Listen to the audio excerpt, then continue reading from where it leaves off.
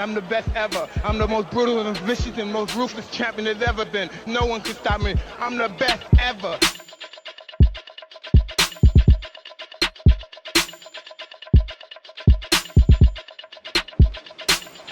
You are watching a master at work. My people, man, I want a salsa with your mama. Oh, I want a salsa with your mama. Oh. Hey, man, you know what it is, man. It's your boy, Poppy Don, man. And it's your girl, Tia-G. We got the one and only Jaye Newton in the motherfucking building. Let's get it. Let's get it, man. Hey, man, it's a pleasure to be here with you, man. I've been trying to get you on the show for a while. I know you've been on tour, killing it with the Peach Mimosa, man. Yes. You know what I mean? So you here? Yeah, man. We here. It's Free Game Radio Podcast. Man, thank y'all for having me, man. Definitely, This man. is really cool. Man. So like, man, let's get into it first. I just want to get into like, who is Jaye Newton, man? Yeah. All right, so Jaye Newton is a lot of people, man. Jaye Newton wears a lot of hats. You know, first and foremost, I am an artist. You know, I'm from Ellenwood area. So shout out to Ellenwood. Yeah, shout out to Ellenwood, East Side. You already know. East Side shit, man. East Side, man. You already know. So I'm an artist. I'm a musical artist, but I'm also a visual artist. You know, I'm behind a lot of our visuals. We have a collective called 808, and 808 stands for artist, producer, engineer. And pretty much we have, you know, a music side and a visual side. So we have 808 Music and 808 Film. So I'm a part of 808 Music and 808 Film. And so, you know, that's a little, you know, gist of just like what I do. Okay. So with 808, man, like what was the mission behind that? Like, how did y'all get that started? So pretty much the founders of 8 is me, Bossman, who is my producer and engineer, and also Jot Beats. Jot Beats is an artist and a producer as well, and an engineer. And so pretty much, you know, we grew up together. I've known Bossman since I was 12, you know, like in the 6th grade. So we was in band together. That's how we met. And then Jot Beats and Bossman are cousins, so of course they knew each other forever. And so like growing up, you know, musically, like those were my my influences, like between Jock and Bossman, because Bossman was the architect for my sound, and Jock was the person that we were looking towards as like, you know what I'm saying, like the big cousin, big homie to like pretty much like give us like a type of foundation. So in 2017, before Real Men Wear Pink came out, we were just like saying like, yo, like we need to have like a name for like our collective, because by that time I had Cleo, Cleo Trapper, that's my DJ. And UV Lifestyle, he was just like coming on board. Akil was just coming on board. So it was like, man, we need to have like a collective. There's like all of these like different collectives in Atlanta, like East Chain, or like shout out to East Chain, the homies and stuff. So we was just like, we need to have our own. So we was going through like names, and we was just like, well, we're all artists, producers, and engineers. When we call it like 8, and like we played on like the 808 like name, and like put 808. Man, I'm not gonna lie, man. Just like when artists come together and they collab and they come up with a name, and it just kind of like alters the game, you feel me? So I know with me, 808 was like a hard spin off from just 808, you know what I'm saying? Right. And then you broke down the 8 with an artist, producer, engineer. It's just like, damn, it's so simple, but it's hard as fuck. You know what I'm saying? So I don't know what type of mood y'all was in that night, what gas y'all was on. But shout out to Bossman. Bossman was the first one. Was like artist, producer, 8, like artist, producer, engineer, and we called it 8. And then, you know, we got spin-offs. We got like all players eat. You know what I'm saying? All players eat. We got like all different types of like, you know, like wording for it. Okay. Hey man, I fucks with that, man. I fucks with that for real. So with you having a team behind you, like, that must boost your confidence just going into the stage, going on stage, going on tour, or even just going in the lab, because you know you got an engineer, you know you got your producers with you, and then you can go anywhere because you got your DJ with you. So so with that, like, how does that feel going into it? You know, I'm real blessed and fortunate, just like how like our situation happened. You know what I'm saying? Like with everybody meeting so like organically, like we didn't necessarily have to like force anything. So like you know, I met like Cleo like in college, freshman year. I have a god sister that was like a RA, and then she threw like an event, and it was like a speed dating event, and I met like Cleo during speed dating. So it was like we was talking, and she was just like telling me about music. I was like, dang, like your ear is hard. I was like, you should think about like DJing, you know what I'm saying? And then just like, you know, she started DJing, and now she's Cleo Trapper, and then you got Akil who met Shell, or Boss Man inside in Georgia Southern because that's where Boss Man went first. Wow. And you know, they got a bond. I used to go down to Georgia Southern to like record and stuff. They came up here to Kennesaw. Wow. That's where I went to. So that happened. You know, Job, UB Lifestyle just was like, hey man, like I haven't shot a music video before. I want to shoot yours, and then he shot it. Wow. Then like, you know what I'm saying? Like now he's like just shooting. Like so it literally like was God ordained. Like how like everything happened. So it was crazy. So let's take it back to the beginning.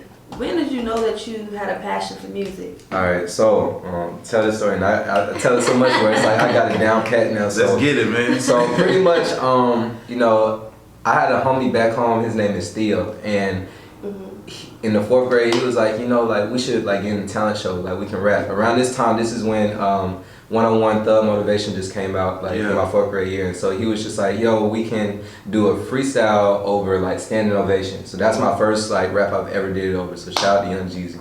And Big time. and so he was like, yeah, like, you know, we can enter into the show, whatever. We did it and we got a lot of love. So that like instilled like my love for like performing. Like that was like my first like introduction to like performing and rapping since it was my first song. Then in the 7th grade, I wrote a diss song about my teacher, my science teacher. And like it went like viral inside Wait, like so our what school. made you want to write this song against your teacher?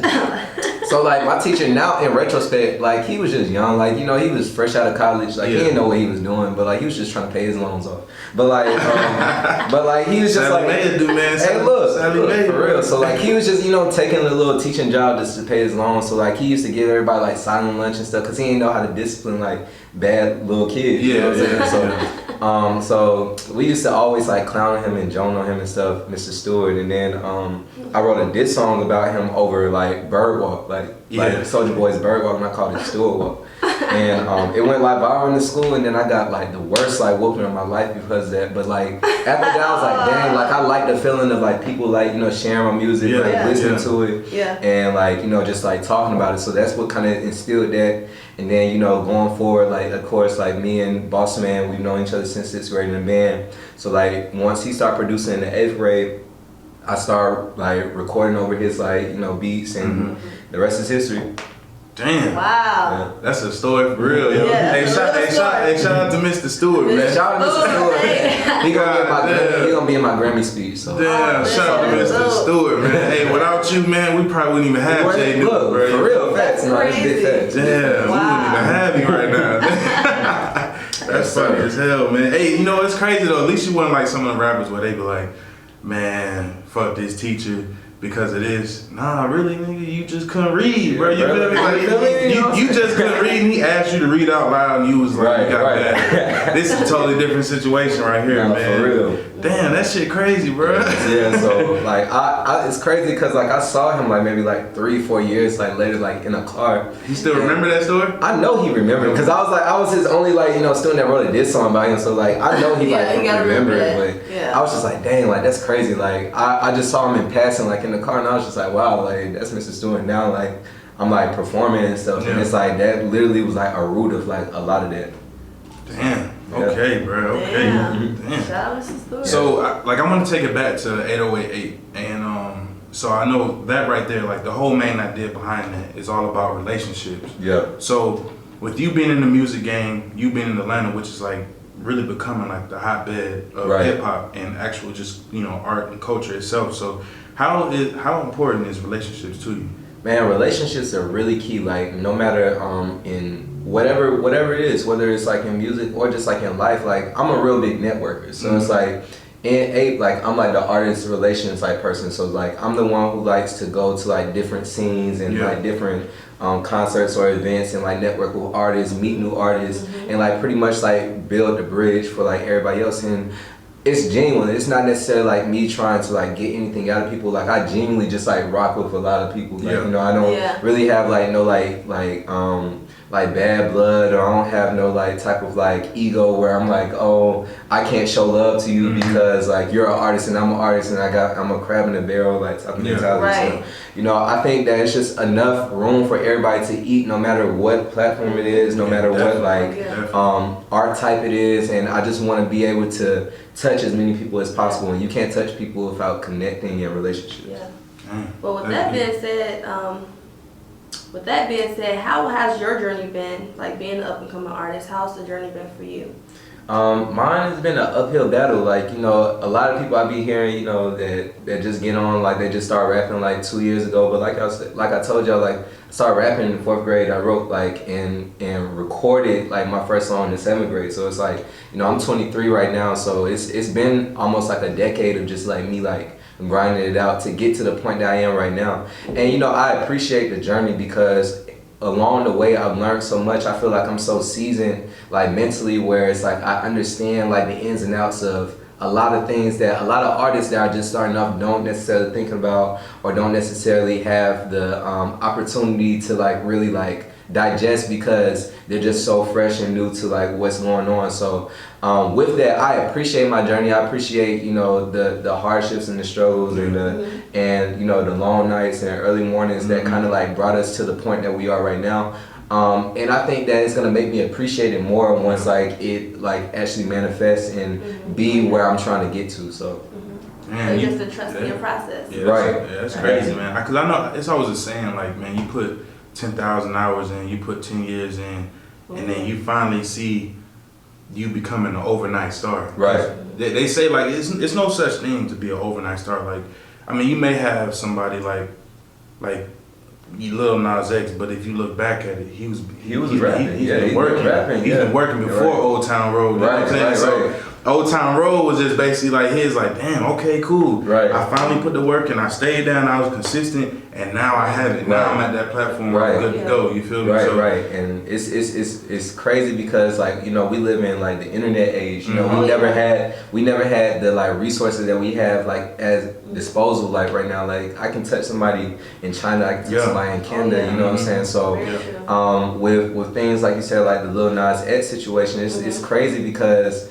you know, it was a joke, you know, like he made a whole joke and now he's like a country music like pioneer. He's you know, he has the Billboard like, you know, number one song running, like man. running. Longest number one song. And it's just crazy how like, you know, life like works like that, or it's crazy how like even just like jokes work like that, because salsa was a joke, you know what I'm saying? Like and that's one of our biggest songs, you know. We made that song so quick, like we made it like in 15 minutes. Like Jock Beats made the beat, like he just literally made it in like 10-15 minutes. I did it one take and like it just was like, you know. I'm not gonna lie, because I was gonna try to wait to talk about Salsa Wit Ya Mama, but we gonna have to get it. We gonna get into it, man. First of all, I just want to say that's the most smoothest way to tell you I'm about to be your stepdad. Cause I'm about to take your mom's, dude. Like, you know what I'm saying? Like, don't come in the room right now. You feel me? I'm with your moms, G. That's the smoothest fucking way. I'm telling you, for real. Y'all gotta like, y'all really have to go and stream this song, bro. Because the shit is player as fuck. And then like seeing y'all perform the remix, I was just like, that was a moment, man. That was cause that was like some Wu-Tang Clan shit. Everybody, it was just nigga after nigga. Bro, after it was nigga such a moment. Even down to like making that like that remix. Like I've been sitting on that remix for 2 years. So like I've had everybody's verses already. So it's like, I literally just put it together like cause I wanted it to happen on Cinco de Mayo and I missed last year. So I was like, damn, like so I gotta wait till next year. But like they didn't know it was coming out. Like they found out when the world found out that it like came out. But like it was just cool to have all those artists on it because I look up to all of those artists, especially like, you know, like Mikey and Jock, like like they're older than, like Mikey and Jock are like 3 years older than me. So it's like I looked up to them when I was in high school and stuff, and like see they have full circle. Me and Mikey are like brothers, me and Jock brothers. You know, the letter M, Abstract Media, like those are the people who I started like in like the Atlanta wave with. You know, Beauregard, like they all were like a part of like my journey too. So just to have all of them, like they're literally all family. I'm not gonna lie, bro. Every verse on there was hard. Like it was tough. Nobody was half stepping. Everybody was going full on. Like it was a competition. Like yo, like I'm the nigga that's gonna fuck your moms. You know what I'm saying? I'm saucing with your moms right now, G. Like I was like, yo, damn. And then I want to say, was it Jock Beats just at the end with the spent? And I'm like, come on, G. Like I'm gonna take this time, and it's not because he just a homie, bro. Like Jock Beats is the greatest artist in Atlanta, and I will like stand behind that quote. Like watch, like we gonna replay this. We gonna replay this years from now. But Jock Beats, I and I'll take it further than Atlanta too. I just don't know an artist that is so creative as he is. Like he's musically creative, you know what I'm saying? Rap wise, he'll go bar for bar with anyone. Yeah. Engineer wise, producing wise, he produced all his stuff. He produced salsa, so it's like, you know, like he just has so much that he did his 10,000 hours 10 times. You know what I'm saying? Wow. Just every aspect, and it's just like I've never seen anything like it. Like he's the ape. Like he's our artist, producer, engineer. He's everything. Like he's the benchmark for like he's the model. Yeah, like he's the big toe. Like he's like, you know, if we was a body, he's the big toe. Like you can't go nowhere without a big toe. Yeah, so you're gonna be unbalanced. You know what I'm saying? So I know what's funny about that one was so when we was at the Metanoia, it's really hard for me to say that shit. But so after I had the performance, I'm just like, damn, I gotta go talk to Jock Beats, you know what I'm saying? And that's my first time knowing him, you feel me? It was all introductions and shit like that. And I'm like, damn, bro, you from like the DR or some shit? Are you Puerto Rican? He started laughing, like, nah, man, I'm Jamaican. I'm like, how the fuck did you just... Right, he's Jamaican, he's from East Atlanta, he's from Columbia Drive, like, you know what I'm saying? Thorough. Like, yeah, you know, I'm just like, damn, how can you just... Like, he's just creative, bro. Like, spit that in Spanish like that, man. Like he must have been A+ in Spanish. Really? Like, damn. Even down to like how he like presented it. Like I sent it to him to like put like the verses together, and then he just pulled up at the crib and he didn't say nothing. He just played it, and I was like, all right, cool. You know, I heard like everybody's verse. So I'm like, okay, cool. Like I told him the order, so I was like, it flowed, and then he got to his point, and I was just like Jock Beats, ladies and gentlemen. Like he just. A genius. Like I can't like say anything else, but like he's a genius. Like it's he did it so fast. Like he did it. He recorded his verse and put it all together in like 35 minutes. Damn. Wrote it, recorded all that, like 40 minutes. I got footage of crazy. I got footage of the performance. I'm definitely gonna have to like put it into the this podcast. So you know what I'm saying, for all my YouTube viewers, you know what I'm saying, check it out. Check it out. Subscribe.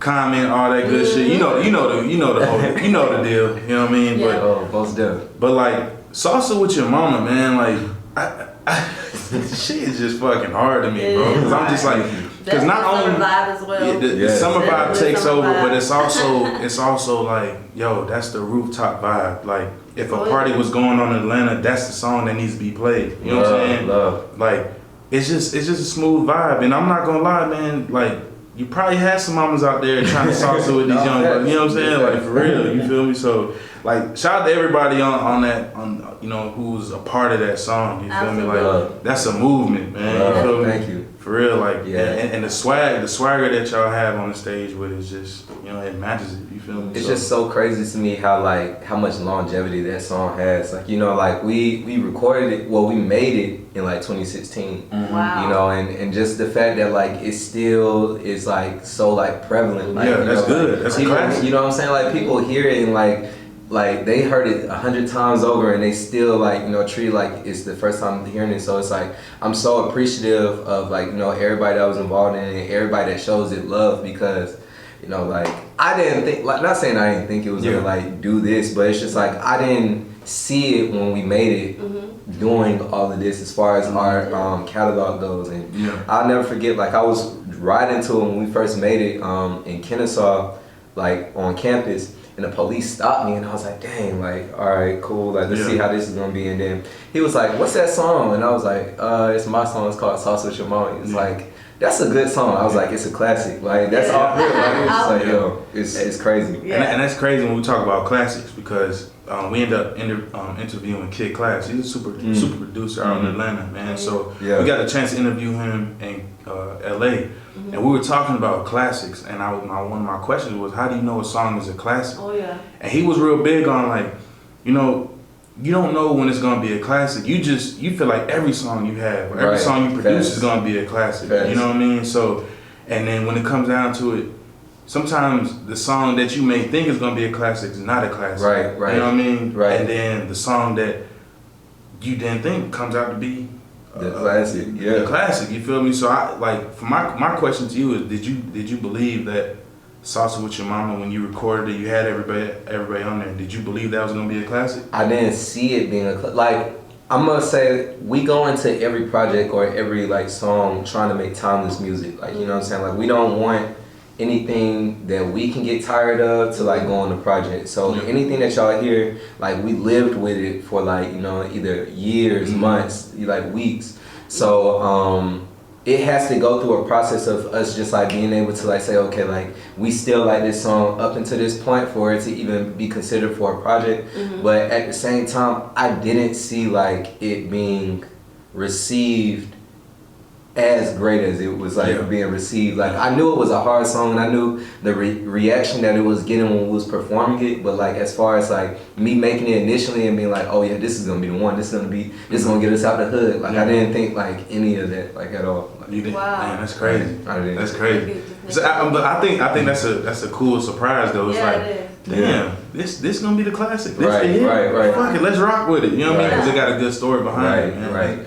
So that's dope, bro. Yeah, That's dope. it's cool, you know, like it's like I said when I was telling y'all off air, like when I was like hearing like Real Men Wear Pink, like I don't really go back and play like my projects like that, you know what I'm saying, just like as thoroughly as I used to, because you know we sit with it so long before it even comes out, where it's like by the time it's out I'm just like, all right, cool, like on to the next thing. Yeah. But like when I was playing it and I'm just like going through like each song, like dang, like you know we really like have like, you know, some like joints on there where I'm just like, dang, like this has longevity. People love Shoot Your Shot, people love Liquid Courage, people love Relate, you know, to this day it's and like I said, it's 2 years removed from like the album first dropping, so it's just cool. Alright, so since we on Real Men Wear Pink, man, I got 2 questions about that. So the cover art, was that an inspiration from Cameron? Of course. Shout out to Killer man. Cam, Yeah, bro. Dipset, all the niggas, man. Bro.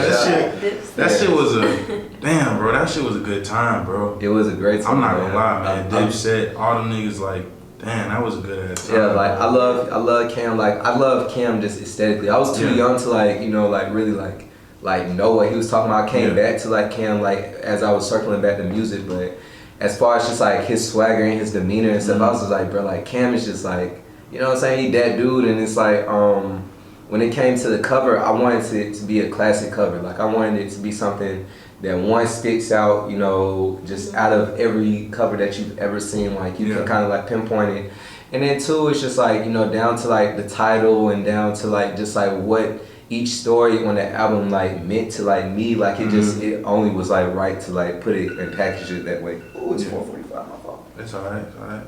Yes, so that's down to the cover. And I was just like, man, we had an original cover, but it just wasn't that hard. And I was just like, I mean, I was like, it was cool. It was a super cool cover, but I was just like, we can come harder. And shout out to Kodak. Kodak shot the cover. She also shot the cover for Mega Millions and Tony. And so I already was a fan of her work, and I worked with her beforehand because she had a magazine back in the day. And so I was just like, you know, I want you to shoot my first cover, and it came out crazy. Yeah. Man, I'm not gonna lie, man. Like, just for the cover alone, like, just getting that inspiration from somebody who, like, from Cameron, you feel me? Like, the whole Dipset crew, like, having him on there, just like, damn, bro, you a hood nigga from Harlem, but you out here rocking pink furs. Like, you changing the whole kind of, like, demeanor of the environment. Like, you changing everything, you feel me? Like, yeah, nigga, I'm rocking the pink fur, but you trying to still slapping the shit out you. You know what I mean? You feel me? Like Cam was still bodying folks. Yeah, still doing that shit, man. So like paying homage to that, man, and putting your own little twist on it, man. Salute to you, bro. I appreciate it. I feel like that's what an artist is, man. Like, because history gonna repeat itself. You feel me? But and it's always good to go back in the past, take some things from that, and then also putting your own twist on it. You feel me? So. Like that, salute to you for that one, man. With that being said, what artist inspires you? So off rip, shout out to the GOAT, Andre 3 Stacks. You know what I'm saying? Cool, Andre, you know, you can't be from Atlanta if Andre's not your top. So Andre, you know, just his limitless, you know, his limitlessness to his artistry off rip, just timeless music. J. Cole is my favorite rapper, you know what I'm saying? So like every song that you have from me has like a little bit of J. Cole in it because I'm real story oriented. So it's like I'm somebody that even down to salsa, like it's a story. So it's like I liked the narrative aspect of music, and like you will find that a lot in my projects. I'm a huge I'm a huge Jay fan. That's how I ended up also getting the nickname Jigga, like because I'm a huge Jay fan, and then of course my name is Jay. let me see. I have a huge Aaliyah fan. Aaliyah is like my second. She's my second favorite artist ever. So shout out to Aaliyah. Her and Static Major and all of them were like really instrumental to me. And Teddy Riley. Teddy Riley is like an architect for like our sound. Like our sound really kind of like stems from a lot of Teddy Riley's influences, Kanye's influence production wise and stuff too. So even down to like our next album that we're gonna have, like you're gonna hear like Teddy Riley, like so literally. So dang, you really brought up some people like Aaliyah, Teddy Riley, Static Major. Like when you look at Teddy Riley, like man, like that's the guy behind the whole scene. Like the New Jack wave. Like we wouldn't have a lot of things without Teddy Riley.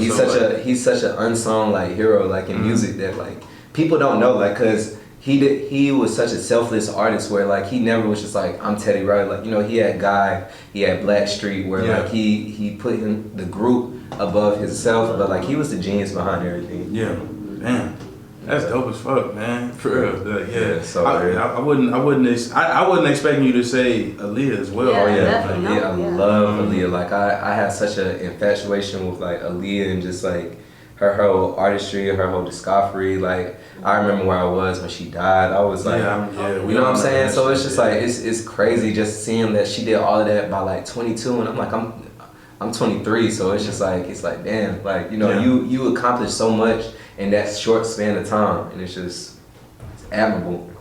Man, salute to that, man, for real.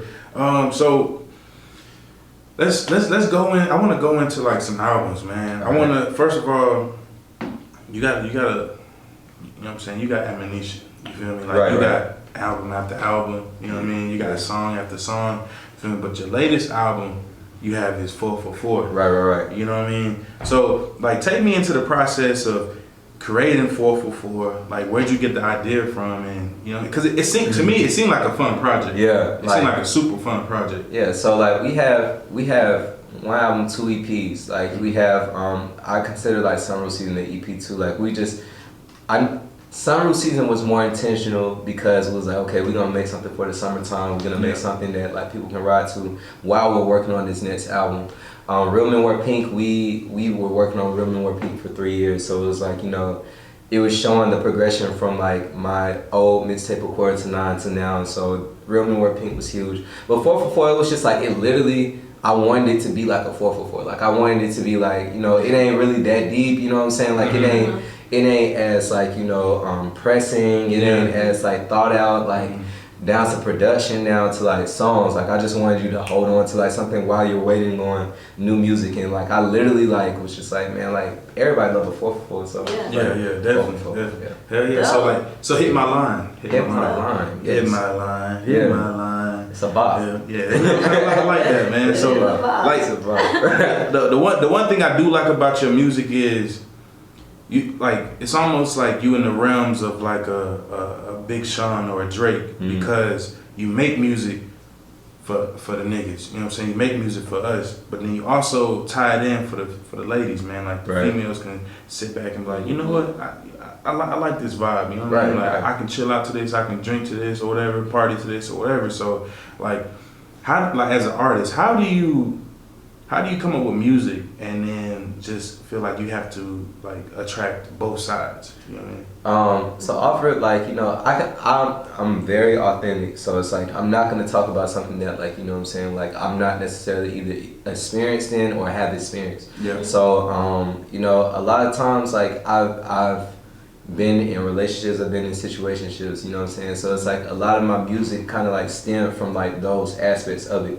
And so with it, and also I just have like women friends, like, you know what I'm saying? I have a lot of people around me that are women based. So I would want music that they like could rock to. And I feel like in Atlanta, there's a lot of artists that are pouring out like, you know what I'm saying, one side, or like they're like, you know, catering to one side. One dimensional. You feel me? And it's like, you know, if I go to a show and I perform, I want women to rock my music just as much as niggas. You know what I'm saying? So I was just like, no, I'll be the one to like, you know, make music for like women, you know what I'm saying? Or make music that can also cater to women and men at the same time. I know my way.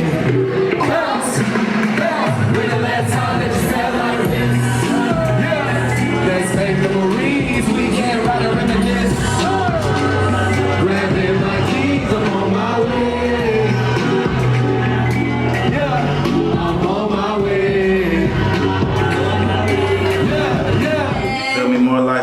blessings, more More success. You feel me? Jaye Newton in the motherfucking building. You know what I mean? Like it's cool, man. You feel me? It's a cool vibe we got here going, man. Salsa Wit Ya Mama, sunroof season, real man wear pink. Like you a real stand up guy, bro. Thank you, I appreciate it. I want to say that, man. You a real stand up guy. Real stand up guy. Show them that's true masculinity right there. Like letting motherfuckers know, like you ain't gotta have this scowl on your face, this certain look on your face, man. You can. You know what I'm saying? You be can who you are. Be who you are. You know what I mean? Wear pink. You feel me? Like it's a color. You feel me? Like a lot of women like dudes wearing colors anywhere. Bro, you know like, what I mean? You know what I'm saying? I love pastels. Like, you know what I'm saying? Like, why can't you like wear pastel? Everything gotta be black. You know what I mean? So like everything gotta be like red. You know what I'm saying? Yeah. Like I don't know. Like I just think like, you know, I'm comfortable enough with myself where like I don't have to outsource to like be something that I'm not, or be something that like I see on the TV. On the internet. And so even going down to like our music, it shows inside our sound, it shows inside our albums, inside our EPs, our stories, that like we're open to just everybody. We're open to, you know, the guys, we're open to the ladies, and we're able to cater to both sides because that's what it's all about. You want to have as many people as possible. Even going back to the whole networking aspect that we was talking about in the beginning of the show, all of that is on purpose, because if I only have a product that I can give to men, then you're losing out on such a huge demographic when it comes to ladies. And I think that like a lot of artists, especially inside the Atlanta wave, only cater to one side of the spectrum. And I want to be able to cater to everyone because I want everybody to play our music. And that's why I'm saying, real talk, you in that realm with Drake, because Drake is smart as fuck when it comes to women. Like he's gonna make songs for us, but guess what? You make songs for women, and of course the white demographic, you're selling off top. You know what I mean? You selling. You know what I mean? Like platinum records on the way for you. Even down to like our music, if you really listen, like it's crazy. Like I don't even cuss like in my music, so it's like the most you gonna hear is nigga. You know what I mean? So it's just like, but it's delivered in a way where it's not corny. It's not like on some like Fresh Prince's, like, you know, I'm trying to show you that I'm not cursing. I'm trying to show you I'm not gonna I just, you know, am able to like articulate it in a way where you don't even realize that I'm not cussing, but it's just like because I was just thinking that, like, I didn't realize that you like literally I don't like say anything like, you know, explicit, because my grandma listens to my music, you know, just like how like my homies listen to my music. So it's like I don't want my grandma just to hear me, you know what I'm saying, cussing. So I give music that, you know, everyone can listen to, and it's just a marketing tool that like everybody doesn't necessarily attack, like just off rip. And I'm not gonna lie, like growing up in a Jamaican household, you know what I mean, like my mom's just like still like, Donovan, you can't listen to that when I'm, you know, if you're around me. And I'm just like, you one of them artists where I can like, hey mom, like, yo, this, you know what I'm saying, this is my guy from Atlanta, like check him out, Jaye Newton, you feel me? I can listen to it while I'm driving with her or whatever, you know, when I go visit her, and she won't have nothing to say, you feel me? So I think that's cool, because guess what, that probably opens up another demographic. A whole different demographic. You know what I'm saying? And that's amazing, bro. Appreciate it. That's amazing. Like I'm big on that. So like I'm just big on marketing. Like I'm a marketing person. So that's it. You know what? That marketing side is showing, because for one thing, you're not one dimensional. You're hitting every aspect, every demographic that you can possibly grasp onto. You feel me? So that's more streams. You know what I'm saying? That's more times you're being noticed. You know what I'm saying? That's, that's the money, because at the end of the day, as an artist, you sensitive about your shit. You want people to know about your shit. But you want to get paid for your shit. I always want to get paid. I want the sponsorship, dog. Like give me the Sprites, man. I need shit. We looking for the same shit. I like, you know what I'm saying, Jose Cuervo, Don Julio, like holla at us. You feel me? Like shit, Diddy, Revolt TV. You feel me? Like, you know what I'm saying? So like hitting all demographics is number one. Uno. I think Gary Vee would goddamn salute you for that one. You Bro, feel me? Like, shout out to Gary Vee. yeah, man. I'm a huge Gary Vee fan, bro. what? Like, dude is like, I don't know, man. I feel like he's from the future or some shit. Like, dude is just. It seems like he's. I want to have a conversation with him. Like, I just want to like sit and like. It don't even have to be like pertaining to me. Like, I just want to like talk to him. Yeah. Just get the gems from him because he like. I don't know, like he's such a forward thinker, and I love like forward thinkers. Like I love people who kind of intimidate me. You know what I'm saying? Yeah, like make definitely. me feel like I can do more. So Yeah, man. He's definitely one of those guys, man. And the funny thing about it, he's not even like huge in stature, like his height wise, but his mental capacity and what his dreams are and his visions will make you think like he's fucking 7 feet tall. Right. You know what I'm saying? So his confidence is crazy. yeah, man. Shout out to Gary Vee, man. Hopefully we get you on the show one of these days. You feel me? Right. It's up on the way, man. But Jaye Newton, man, like, what's next for you, bro? Definitely. Yeah, so y'all heard it first, so y'all get like the exclusive news on it. But I'm dropping a new album. It's the follow-up to Real Men Wear Pink. It's called Just Pray For Me. Just pray. And so it's gonna drop on actually the anniversary of Real Men Wear Pink, which is September the 20th.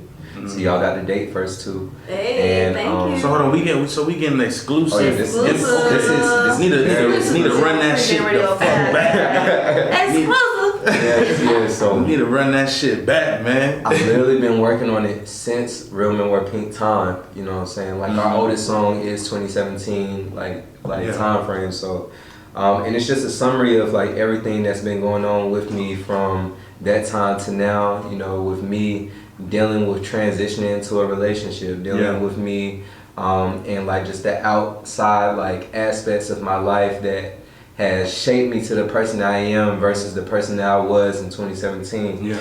And I think writing wise, I think production wise, it's just such a step up from where we were with Just Pray For Me. I mean, with Real Men Wear Pink. Yeah. And Sunroof Season and 444. Like I think that we kind of. The 444 was like the ribbon and the bow on that sound. Yeah. As far as like Jaye Newton, and we're transitioning to me maturing as an artist and maturing as a storyteller and maturing as a as just a person. Yeah. And being able to like see the journey firsthand from start to finish. Like it's gonna be like a movie. Damn. I don't know, bro. Like I feel like you got it already set out, man. Yeah, like man. I feel like you and the whole team actually like wrote all these things down because everything is like off the top, like everything you know, like you know what I'm saying, from step 1 to step 10. You feel me? So like I don't know if it's me, but like are you like big on structure? You know what I mean? And like manifesting, like everything has to be written down so it will manifest. See, I'm big on like music structure as far as like my like career structure. Like I think about things like forwardly. So like I think about all the steps beforehand. I think about, you know, everything like chess. So it's like I always try to be like 4 steps ahead of everybody or 4 steps ahead of myself. And that way I can like grow to that aspect of it. As far as my own personal life, I don't like to plan my life because, you know, planning like leads to like failure if you have an expectation as far as like, oh yeah, I'm gonna have 2.5 by 25. You know what I'm saying? Shit, yeah. Oh, you know what I mean?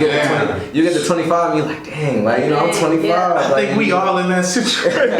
Oh my God. Feel me? Like, yo, bro. Turn around 25 here. My dreams at 25 was so fucking big, and like it's like that meme, like, oh, I can't wait till I get older, and then when you get older, like you see the little baby crying and shit, like damn, bro, like at 25, I'm about to have $10 million. I'm gonna live here. I'm gonna do all that shit. 25 came around, it's like, oh shit, god damn, like what the fuck? I'm still trying to fight off Sally Mae. Man, for real, and I hate the concept of just like time. Like I had like. Growing up, I had like a phobia of time. Like I hated birthdays, whatever, because it was just a reminder of like where I'm not at. You know what I'm saying? With everything, because again, like I thought that I should have been signed like when I was 13, 14. Yeah. You know, I was like, man, I'm over here finding A&Rs like artists, A&Rs emails and sending them my trash music. Yeah. You know, and just thinking like, oh, it's gonna work like that, and it didn't work like that, and every year that came past, I was just like, dang, now I'm 15, now I'm 16, now I'm 17, now I'm 18. And it's like, and it seemed like, of course, like you seem like young at that time, but like when you're in it, or like when you're in that year, you're like, dang, like I'm that much closer to 21. I'm that much closer to 25. I'm that much closer to 30. I'm that much closer to 40.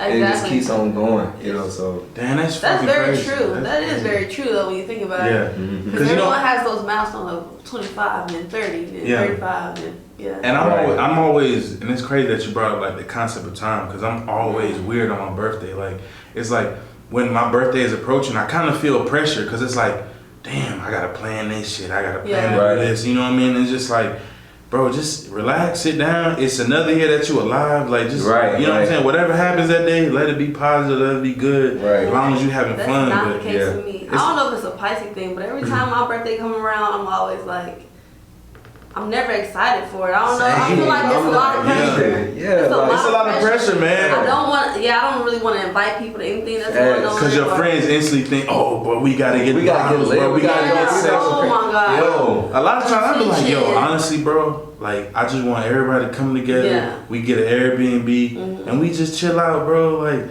you know what I'm saying? Get an Airbnb by the beach somewhere, like go to Cali or Florida and just chill out, campfires and shit. But everybody like, nah, man, fuck that, bro. You turning 26, you turning 27. We need bottles, Let's go to the club. We need strippers in this bitch. I'm like, man, that's cool, man. I'm down with that. But right so now, at this moment, like, I'm so funny around my birthday because it's like I don't even be wanting people to know it's my birthday. Like, you know what I'm saying? Like, I don't like you know, broadcasting because one, I'm not like a attention seeking type of person. Oh my God. And then already like my birthday's in January, so it's like everybody's broke around my birthday, like, you know. My shit in December, bro. So it's, it's cold as fuck. It's cold. Niggas is broke.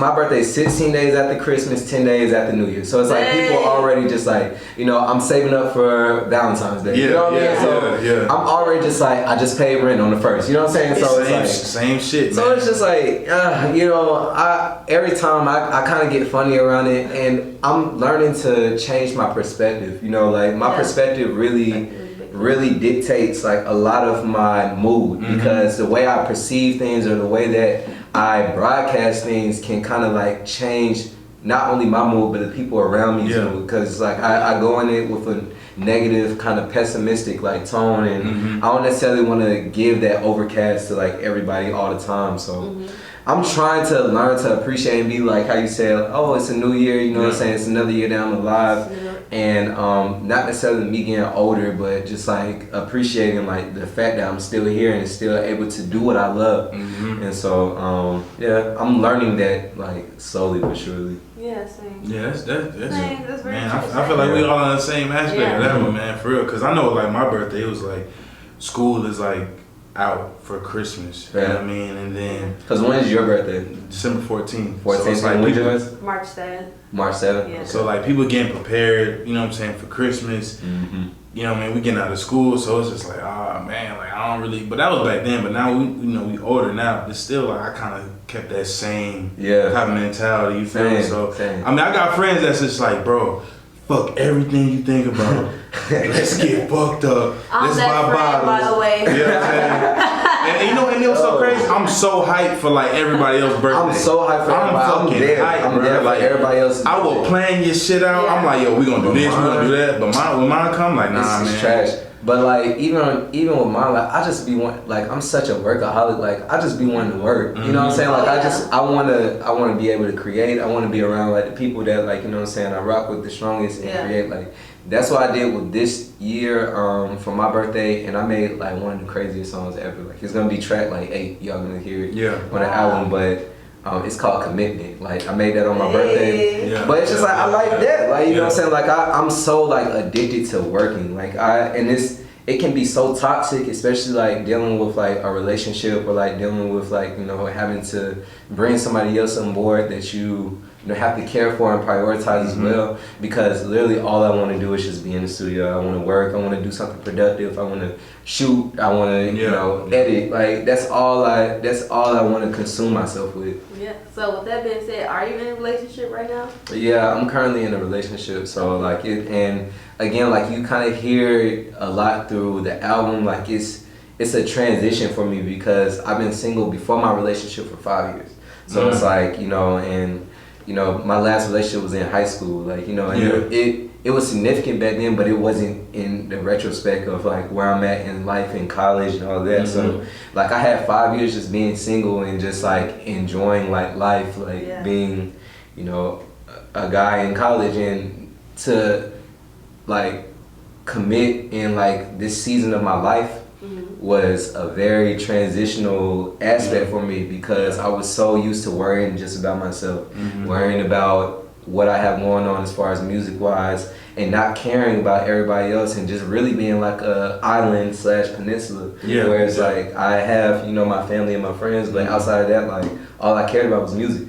So you hear it, like I say, you hear it heavy throughout the album, and it literally shows from start how we met to like, you know, the hardships and the break that we took and all of that. Like it's literally, the next album is a screenshot of everything from that time frame.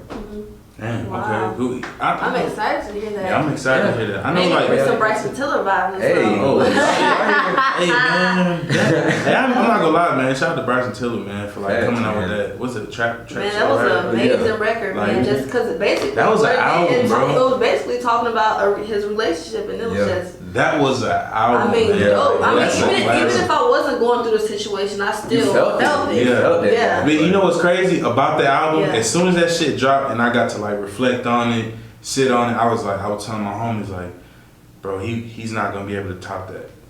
Yeah, he's not gonna be able to top I'm very curious to see, like, because I liked what was it?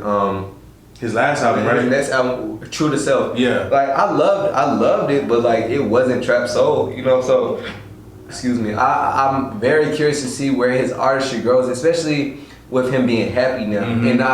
And I wonder with like artists, like how your music changes or transitions when you become happy, or like. That's what I was gonna lead into. Yeah. Like it's crazy because I just come from so much like BS when it comes to relationships or situations. So it's like, you know, that's where you get your liquid courages. That's where you get your, you know, the Poisonous Future Shot. That's where you get like, you know, all of those songs that people tie to very well. And I question that even with my own artistry, like going forward, like this album, it's not necessarily all happy. You know, it's a lot of like, you know, down, and it's a lot of like depressing like tones and themes.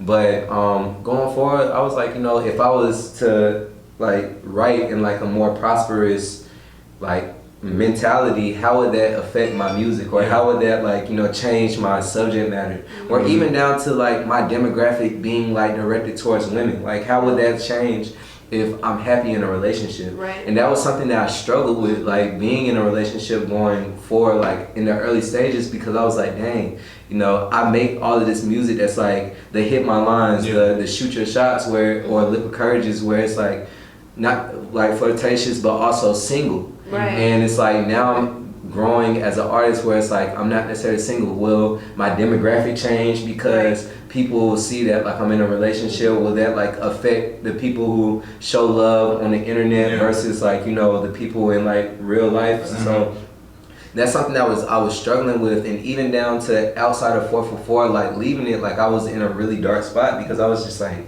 dang, like, you know, it's different. Like I know a lot, especially coming from college where people see you on a day-to-day basis and comment too. So it was like, you know, people were more like reluctant to comment because they didn't want to seem disrespectful to my relationship. And you know, like stuff like that, like you see the metrics of it and you see the analytics and you're like, dang, like, you know, was I supposed to be in a relationship? Like, was I supposed to like, you know, be happy? That's crazy, man. Very, oh my God. I know, I know with like a lot of our favorite artists, like particularly like Future, like he was real big on. So basically, you know what I mean? Like he had that shit with Sierra. You feel me? Then the codeine thing. You feel me? And but all, those two things made Beast Mode, made 56 Nights. You know what I'm saying? DS2, like, made them shit. So it's like, I know he was talking about it where it was like, you know what I mean, I'm really done with lean. And it's just like, his fan base will be like, yo, bro, like, if you leave that, damn it, you're not the same. You but feel me? That's why he dropped the whole album without telling his fans that he dropped. He quit lean, you know, prior to dropping it. So.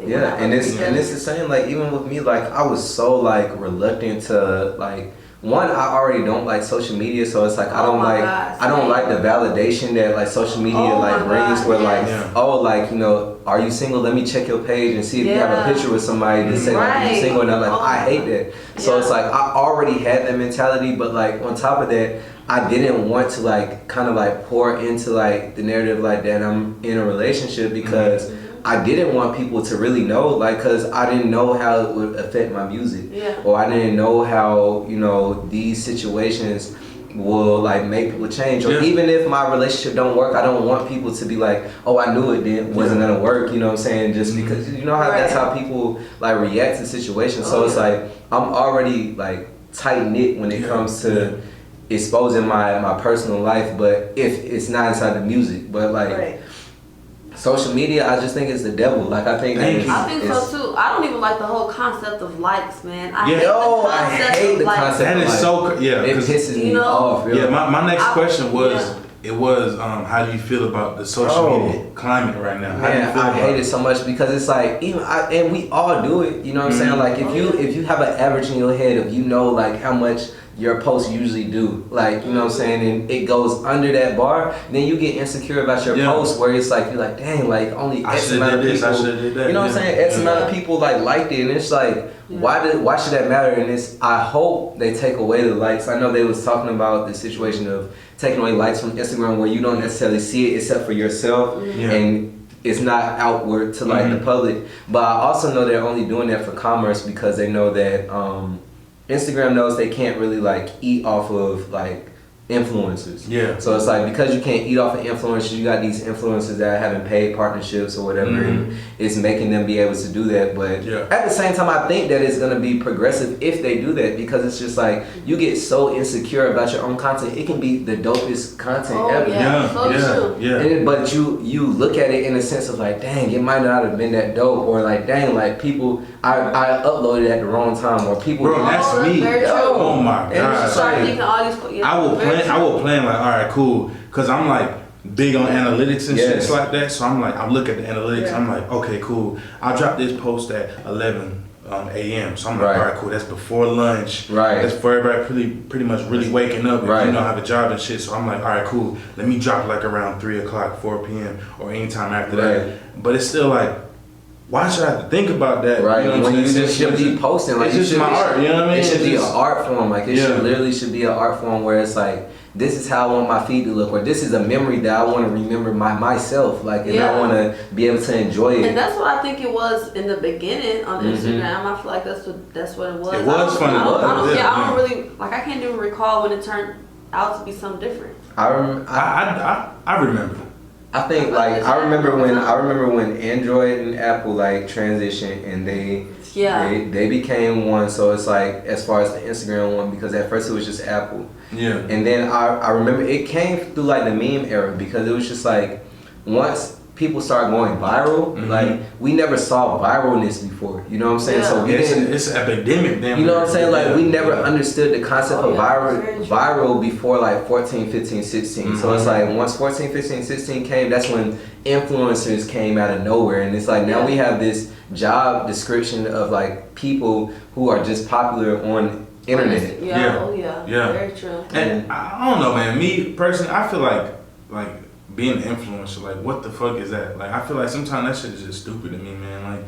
Like I feel like social media is good and bad at the same time, but I feel like a lot of times, like, when we have people like the motherfucker going around licking the top of ice cream. Bro, that joint kills me, because you feel me, like that. Just ice cream now, like, just to be viral. Like, just to be viral. Do you just sit down and like go on Warstar or shit like that, and then you just see like, bruh, y'all really just doing this shit? Or even looking at the shade room sometimes, I'm just like, what the like, people really doing this shit? Like, like crazy. They doing it for clout. And it's like, and it's our fault, because it's like, we allow it. Like, we feed into it. Like, we give it so much attention where it's like they still get a like from it because you want to show somebody. They still get a retweet because you want to talk about it. Because it's outrageous. You know what I'm saying? It's just crazy. It's just like not some normal shit. And people know that. Like people know that like it's some stupidness that they're doing. And they want to like just get the attention of it. And then they put something out afterwards, and people forget just about it. Like they forget about that whole post or whatever or who it was, and just. I'm not gonna lie. It's one guy. Was it Ha Davis? Yeah. Like the way he did it, I feel like he did it so cool, like so smart. Like that shit was funny. It went viral. But then also you see like, oh shit, he trying to trademark this. Like, you know what I'm saying? He's getting endorsements with these type of companies. And then like the way he flows is cool. Like even like DC Young Fly, like he went viral just joking on niggas. You know what I'm saying? But no, now you see him, he's a business. You know what I'm saying? He's a straight up business. So like that's what it should be for. Yeah, like, so like that's literally what it should be for. But people we're in such a microwave time where it's nobody is doing it for like the integrity of it. Like everybody's doing it just for attention. They don't give a fuck about morals no more. They don't give no. Oh my God. I think morals is out the door now. Morals is definitely out of the. Oh my God, that's so think true. it is, And I thought I was just. For real, I just feel like I was living in a whole different space because I was just like, I can't relate to a lot of people. Bullshit, man. Bullshit. Like, what the fuck is you doing? Like, I don't know, man. It's just even down to like music. It's like it's the same way with music. It's like you got people who are literally like going so viral off of just like BS, and it's like there's times and places for it. Like I'm not gonna say that I'm just like such a hip hop head where it's like I don't.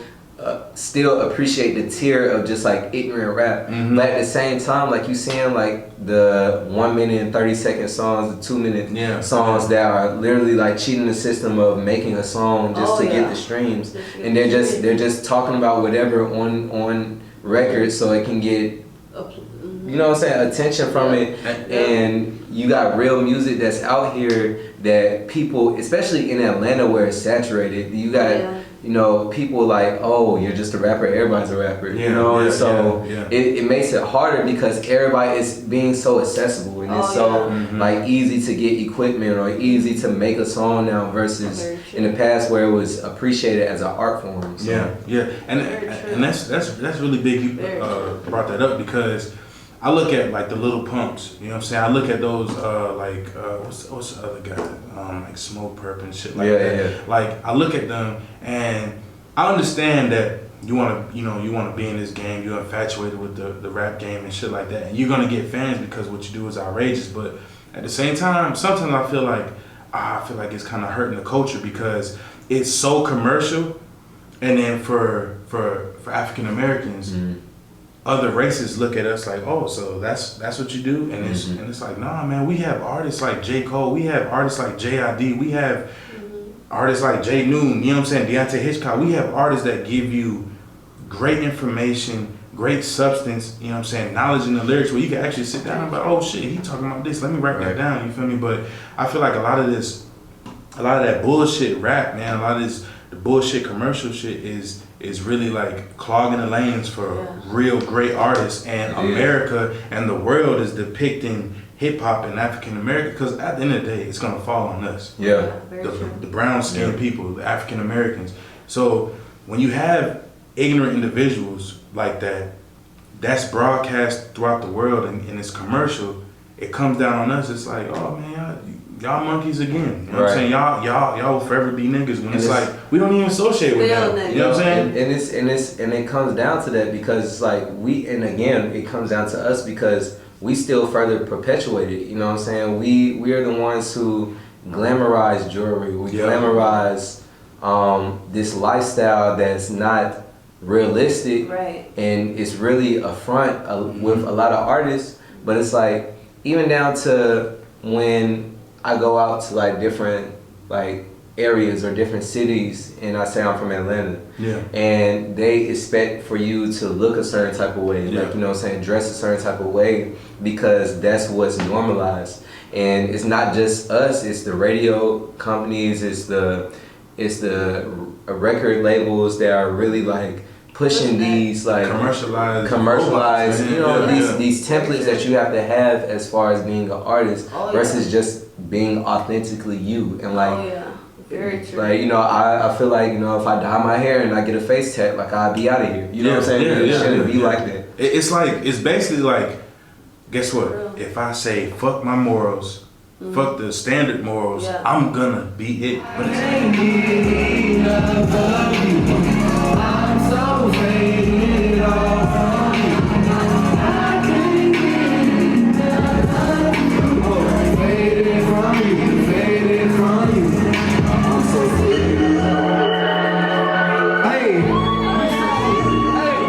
like this fake character, you know what I'm saying? You don't have to be, you know what I'm saying? You could be yourself, right? You know what I mean? And you can still sell. It's just all, it comes down to what you're talking about, like marketing and having a good team behind you. So I feel like a message to everyone coming into the rap game, like for real, be yourself, man. Yeah. Because you don't, honestly, you'll be surprised at how many people are just like you or feel the same thing like you. So they're gonna gravitate towards your music, man.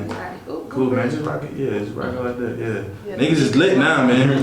Niggas dropping microphones and shit. I feel like you did that shit last time too. You know what I'm saying? It won't be me if I didn't, you know, have a blooper and shit. You know what I mean?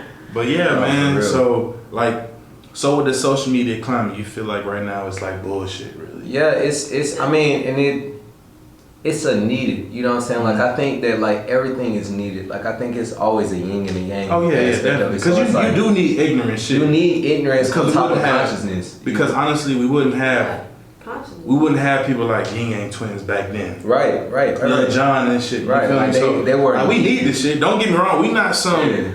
Like just self-conscious ass, like fuck no, like I'm in the club, like I'm listening to all the ratchet shit. Right, like you feel me? You need all of it. All that shit, but it's a point where it's like, all right, enough is enough. You know what I mean? Yeah, and I like, think that like where at least like for us that like I'm trying to integrate inside like, you know what I'm saying, Ape or like what we're trying to actually like flow through is just the visual aspect of it, because it's like we know we can make music, you know what I'm saying, like we know like it's effortless when it comes to like making music, but now it's about showing the world our creativity through visual aspects of it, through like our page, through our visuals, through like, you know, the way that we carry our aesthetic and all the other things that we're not necessarily like looking at or like other people are looking at as emphasis, where these are the things that are getting artists on, you know what I'm saying. The main thing that's getting on these social media artists is the fact that they are like spirit animals for other people. Yeah. And they're a source of reference for other people. So it's like you have other young kids coming up trying to be like them. Why are they trying to be like them? Because they see an image that they see and they want to reenact that image. They want to recreate that image. So let's make the opposite, because there is kids just like us that grew up the way that we did that want to see that, but we have to show that to people versus like, you know, expecting it. And that's big you brought that up, because I feel like in the black community, I feel like as men, like we're so big on you gotta be tough. Like it's a lot of us out here who did not grow in the ghetto, who did not grow up in the hood, who had both parents, who was able to like afford everything they wanted. You know what I'm saying? But when they leave the house, they trying to be like Jeezy. They trying to be like the old Gucci. They trying, you know what I'm saying? They trying to be like these figures. But really, bro,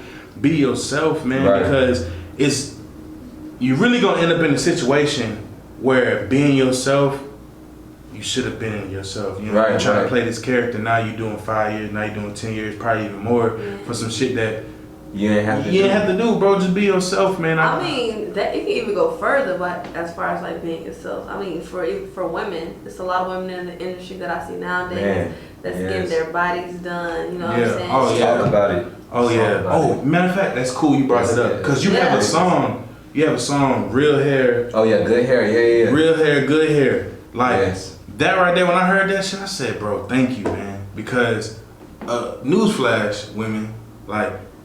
Whether you got a lace front, when your real hair, if your hair stop at your goddamn top of your ear, it's somebody out there for you, man. For real, dead ass. Small titty, big ass, little ass. It's somebody out there for you. Like, we understand, like, okay, you gotta, you know what I'm saying, you got some bread, so you wanna get your ass done. That's cool, but like, sometimes I be thinking about the effects like 30 years from now.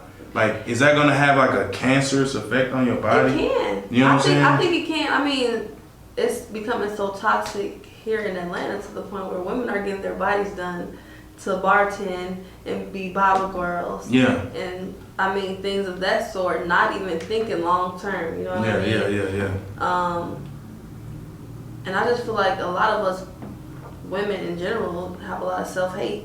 You know what I'm saying? Yeah. You gotta have self-hate. You get your butt done, your titties done, your nose done. I mean, yeah, it's a lot of insecurity that comes from it, and it's like, you know, even down to just like I want to address it in the way that JD should have addressed it. Like, yes, I think that like JD, he an old head, man. He an old head, and he kind of approached the conversation wrong. I think that, like, you know, seeing artists, I've seen genuine talented artists come up that are women inside the industry from Atlanta. Mm-hmm. You know, we see Tate, you know, young baby Tate, she's going crazy right now. You know what I'm saying? Like, I'm super proud of like what she's doing. You have people like Hadia George, you have people like Nah Bricks, you have, you know what I'm saying, Seiko, all of these different artists that are coming up, Jazz McClendon, that are super great and super like talented. However, there is a standard that was set inside the industry currently where you have to look a certain way, you have to act a certain way, or you have to have a certain type of subject matter in order to sell or in order to get attention. And it shouldn't be that way. Now, JD was wrong as far as his comment when he was talking about like women like that are out only like strippers, you know what I'm saying? Like stripper music, stripper music, you know, but because again, like I said, there's a yin and yang to everything. To a yin and yang to a Megan Thee Stallion is a Tierra Whack. Oh, thank you. Somebody, about it. Oh, yeah. You have because Megan Thee Stallion is hard. And Megan Thee Stallion is hard. She will bar you up. You know what I'm saying? Like, she Tierra will do the same shit. And Tierra will literally do the exact same thing, and if more. Like, and it's like you can't just look at, you know what I'm saying, the climate of like the appearance or like even the subject matter to like say that like this is just the climate of music.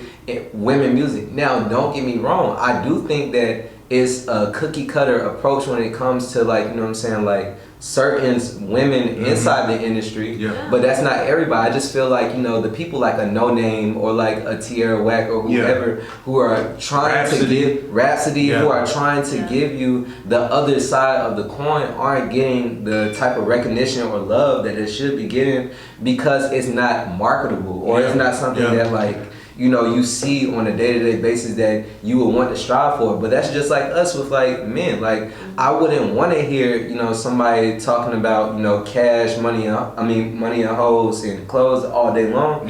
I like J. Cole's, you know what I'm saying? Like, I like, you know, people that have subject matters, Saba or Smino, you know what I'm saying, that can kind of like, you know, give me a different perspective. I'm not hearing just trap music all day long. So when people say, well, you know, that's what men do, you know, on a day-to-day basis, yeah, they do, but there also is variety, and I just feel like there's variety inside women, but it's not necessarily as attractive as the other variety in men. The way that we can see like other men as being like dope artists outside of that realm. And then for that, on, you know, piggyback on that point right there, is like, I feel like men, like, we have a standard in the world, in America, you know what I'm saying, where it's like whatever we do, it says it goes. You feel me? Like, we kind of like set the standards for women, even though women should have, you know, set their own standards. So it's like, oh man, that's a great point. I mean, you're right. And it's like, and that's why a lot of women are doing a lot of things now. I mean, they feel like it shouldn't be an issue for Megan Thee Stallion to rap about what she wants to rap about and present herself the way she wants to present herself. And you have another artist, female artist like Rhapsody or Tierra Whack, who wants to do this other side, because at the same time, men do it at the same time. We have Kendrick Lamar, but then we have somebody like Future or somebody like a Lil Baby or Young Thug. You know what I'm saying? So it's like women should have the same playing field as men in the industry, and that's across the board. Very true. I just think that like we have to collectively, like people like JD or people who like, you know, the figureheads inside our artistry have to kind of champion those people because they don't do it. Like for the Dreamville, like we had like Drizzy. Drizzy was hard. She stood her own on the album. You know what I'm saying? You have like people who are super fire, but you have to continue to do that. Like you have to continue to show that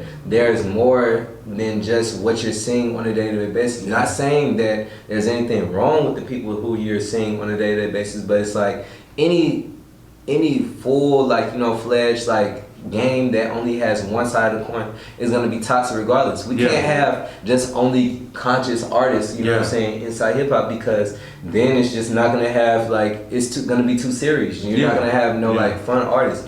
So it's like you have to have both sides. It has to be balanced, and it's just, I don't think that it is balanced right now, because again, like, there might be dope artists out there that I don't necessarily know about, but that's only because they're not championed to me.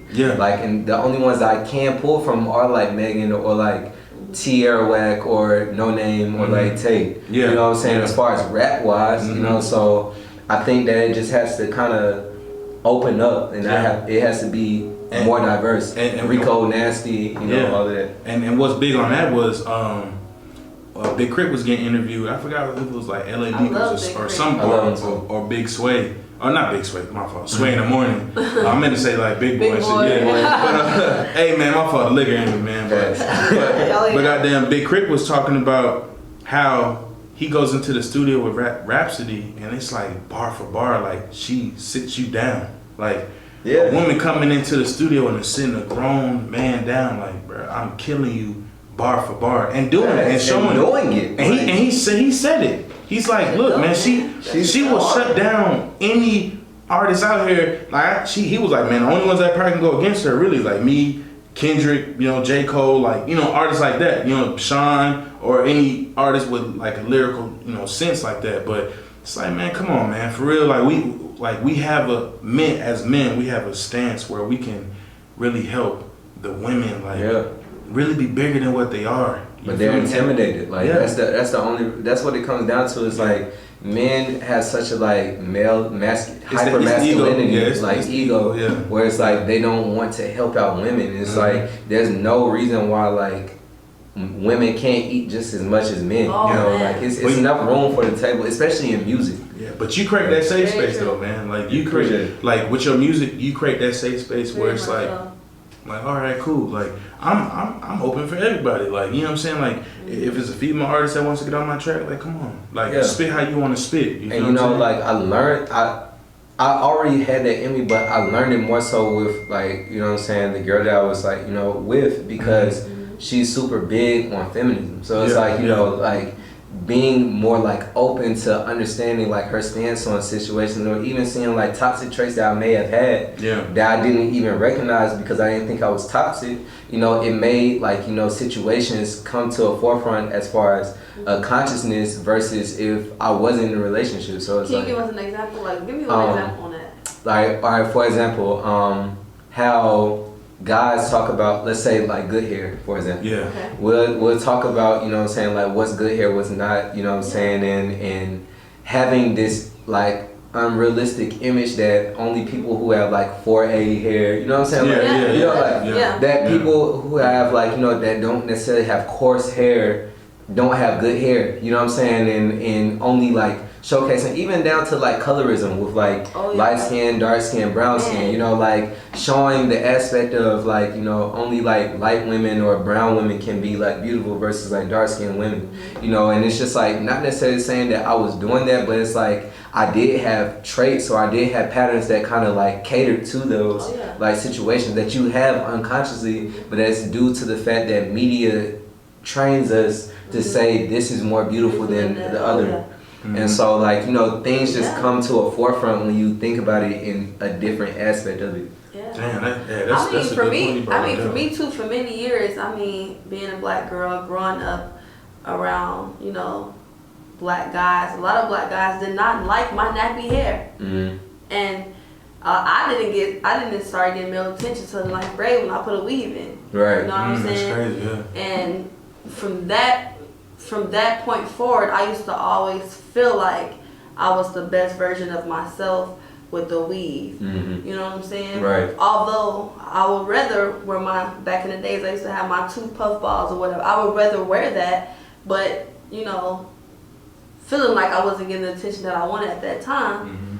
you know, put a weave in, and once I got that attention, you know, Yeah. that's like I know other women too can, you know. Yeah, and that's everywhere. Like that's not even just like with hair, like even down to like cosmetically, like you know, with people like, you know what I'm saying, like dang, like I ain't got no contour or I ain't got no foundation or I ain't got like a highlight, so like now I don't feel, you know what I'm saying, as like, you know, beautiful as somebody else that I can perceive. And like what's crazy about that, it's girls that won't go out that night because they feel like their makeup wasn't right, you know what I'm saying, or their hair wasn't right, but then when we look at it, we're like, man, you good, like come on. And it's like, crazy, you know and it's crazy because it's like, it's kind of like how we perceive like name brand, like you know how like we can look at Supreme and be like, oh dang, like you got a Supreme tee on.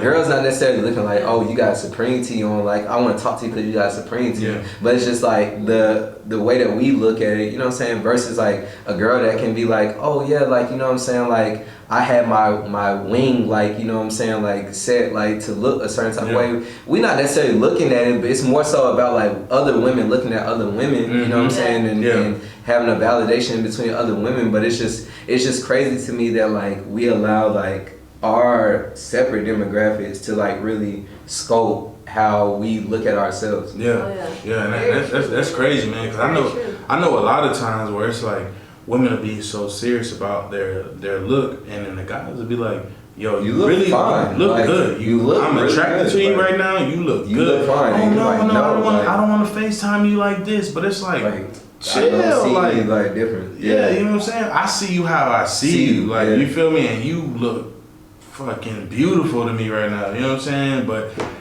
I mean, I feel like that's like a discussion that we always need to have with one another. You know what I'm saying? Like we need to check one another. Like, yo, man, like, you know what I'm saying? Lift your head up. You know what I'm saying? Chin up type shit. You feel me? So, like, shit, that was a good ass conversation, honestly. Like, I don't know, damn. Shout out to Jaye Newton, because damn, you bringing the goddamn real conscious shit here, man. Like, he's still gonna salsa with your mama. Like, man, this motherfucker double, triple threat this motherfucker, man. Like, I'm scared of this dude, man. Like, goddamn, this dude can goddamn lead a march into civil rights, but he'll still salsa with your mama, man. I can't take away from that fact, man. Like, bro, that song is fucking dope.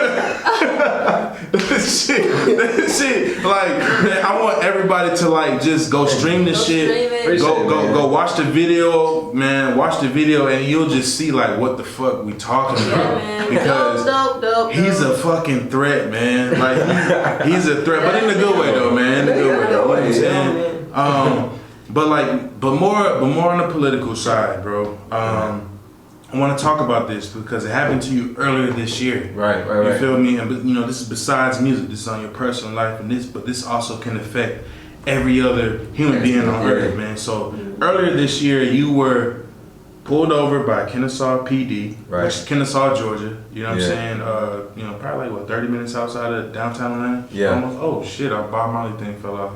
Fuck it. We good. Hey man, bloopers, man. Hey, but so you know, you got pulled over by Kennesaw PD. And you know, they took you out the car and you was racially profiled. So tell me about that entire situation. Tell us about your feelings throughout that situation and let us know. So off rip, you know, I get pulled over all the time. You know what I'm saying? Like in my 23 years, I done got pulled over 10 to 20 plus times. You know what I'm saying? Like easy. So same car, everything. So it's like with me, all of my understanding of the law came from my different interactions in getting pulled over. So it's like I was leaving my girlfriend's auntie's house. It was late at night. I was picking her up. Her and her friend, it's like 3 o'clock in the morning or whatever. And we're headed back to her apartment to like drop her and her friend off. And so I'm pulling in, as I'm driving, you know, it's a two-way street. And the police pulled over somebody in the middle of the lane. So of course you have to go around the car if like they're being pulled over. So I go around the car and then I go into the subdivision, not thinking anything of it. I turn on yellow, you know, which I have the right to do because it's not red. And so I turn on yellow, I go through, and I'm driving all the way down to like the little traffic circle to go to the gate. and I see police lights like, you know, coming down the lane. So I don't even know if it's towards me. Yeah. So I'm just like, okay, let me see if they follow me. They followed me, and I end up stopping outside the gate.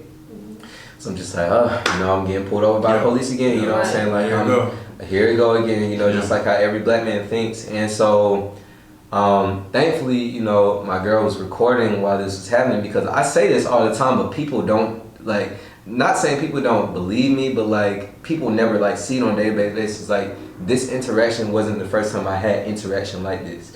So, you know, I'm talking to him, I know my rights or whatever. He asked for her ID. I'm like, you know, why do you need her ID? Because like, if she identifies who she is, you don't need her ID. But she gives it anyway because it's giving her a hard time. It's a black man, by the way, as far as police. And so, you know, I'm talking to him. He's just like, you know, why did you run the red light? And I was like, I didn't run the red light. It was yellow, you know, and whoop-whoop, blah, blah. He ends up saying, like, what's that in the cup holder? And I'm like, what are you talking about? It was trash. He was like, is that a roach? I'm like, what roach do you see? Mind you, I never smoked in my life. Like, I never smoked. I never had people smoke in my car. So literally for him to pull out saying it was a roach was asinine, because it's just like, it's literally insulting the fact that I don't smoke.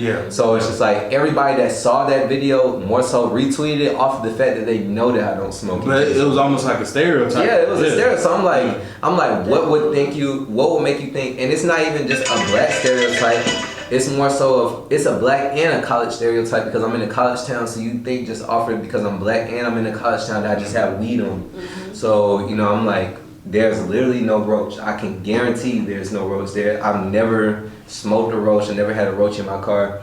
You know, blah, blah. I'm like, you know, I'm like, look, like, what are you looking at? Like, what are you pointing towards? So he goes to his car. I'm just like, you know, this is that bull, you know, that I'm talking about. He comes back and he detains me, puts me outside the car, pulls everybody else outside the car. It's freezing cold during this time. And he searches through my car for an imaginary roach that he does not see. He calls for backup. The guy that he calls for backup is a white male, and the man is just like, you know, this is out of my routine. I wouldn't have did this, you know what I'm saying? The white guy is saying this. And so he's just showing out, you know, doesn't find anything, gives me a ticket. Showing out for master. You know, give me a ticket, and goes by his day. So what exactly did you get the ticket for?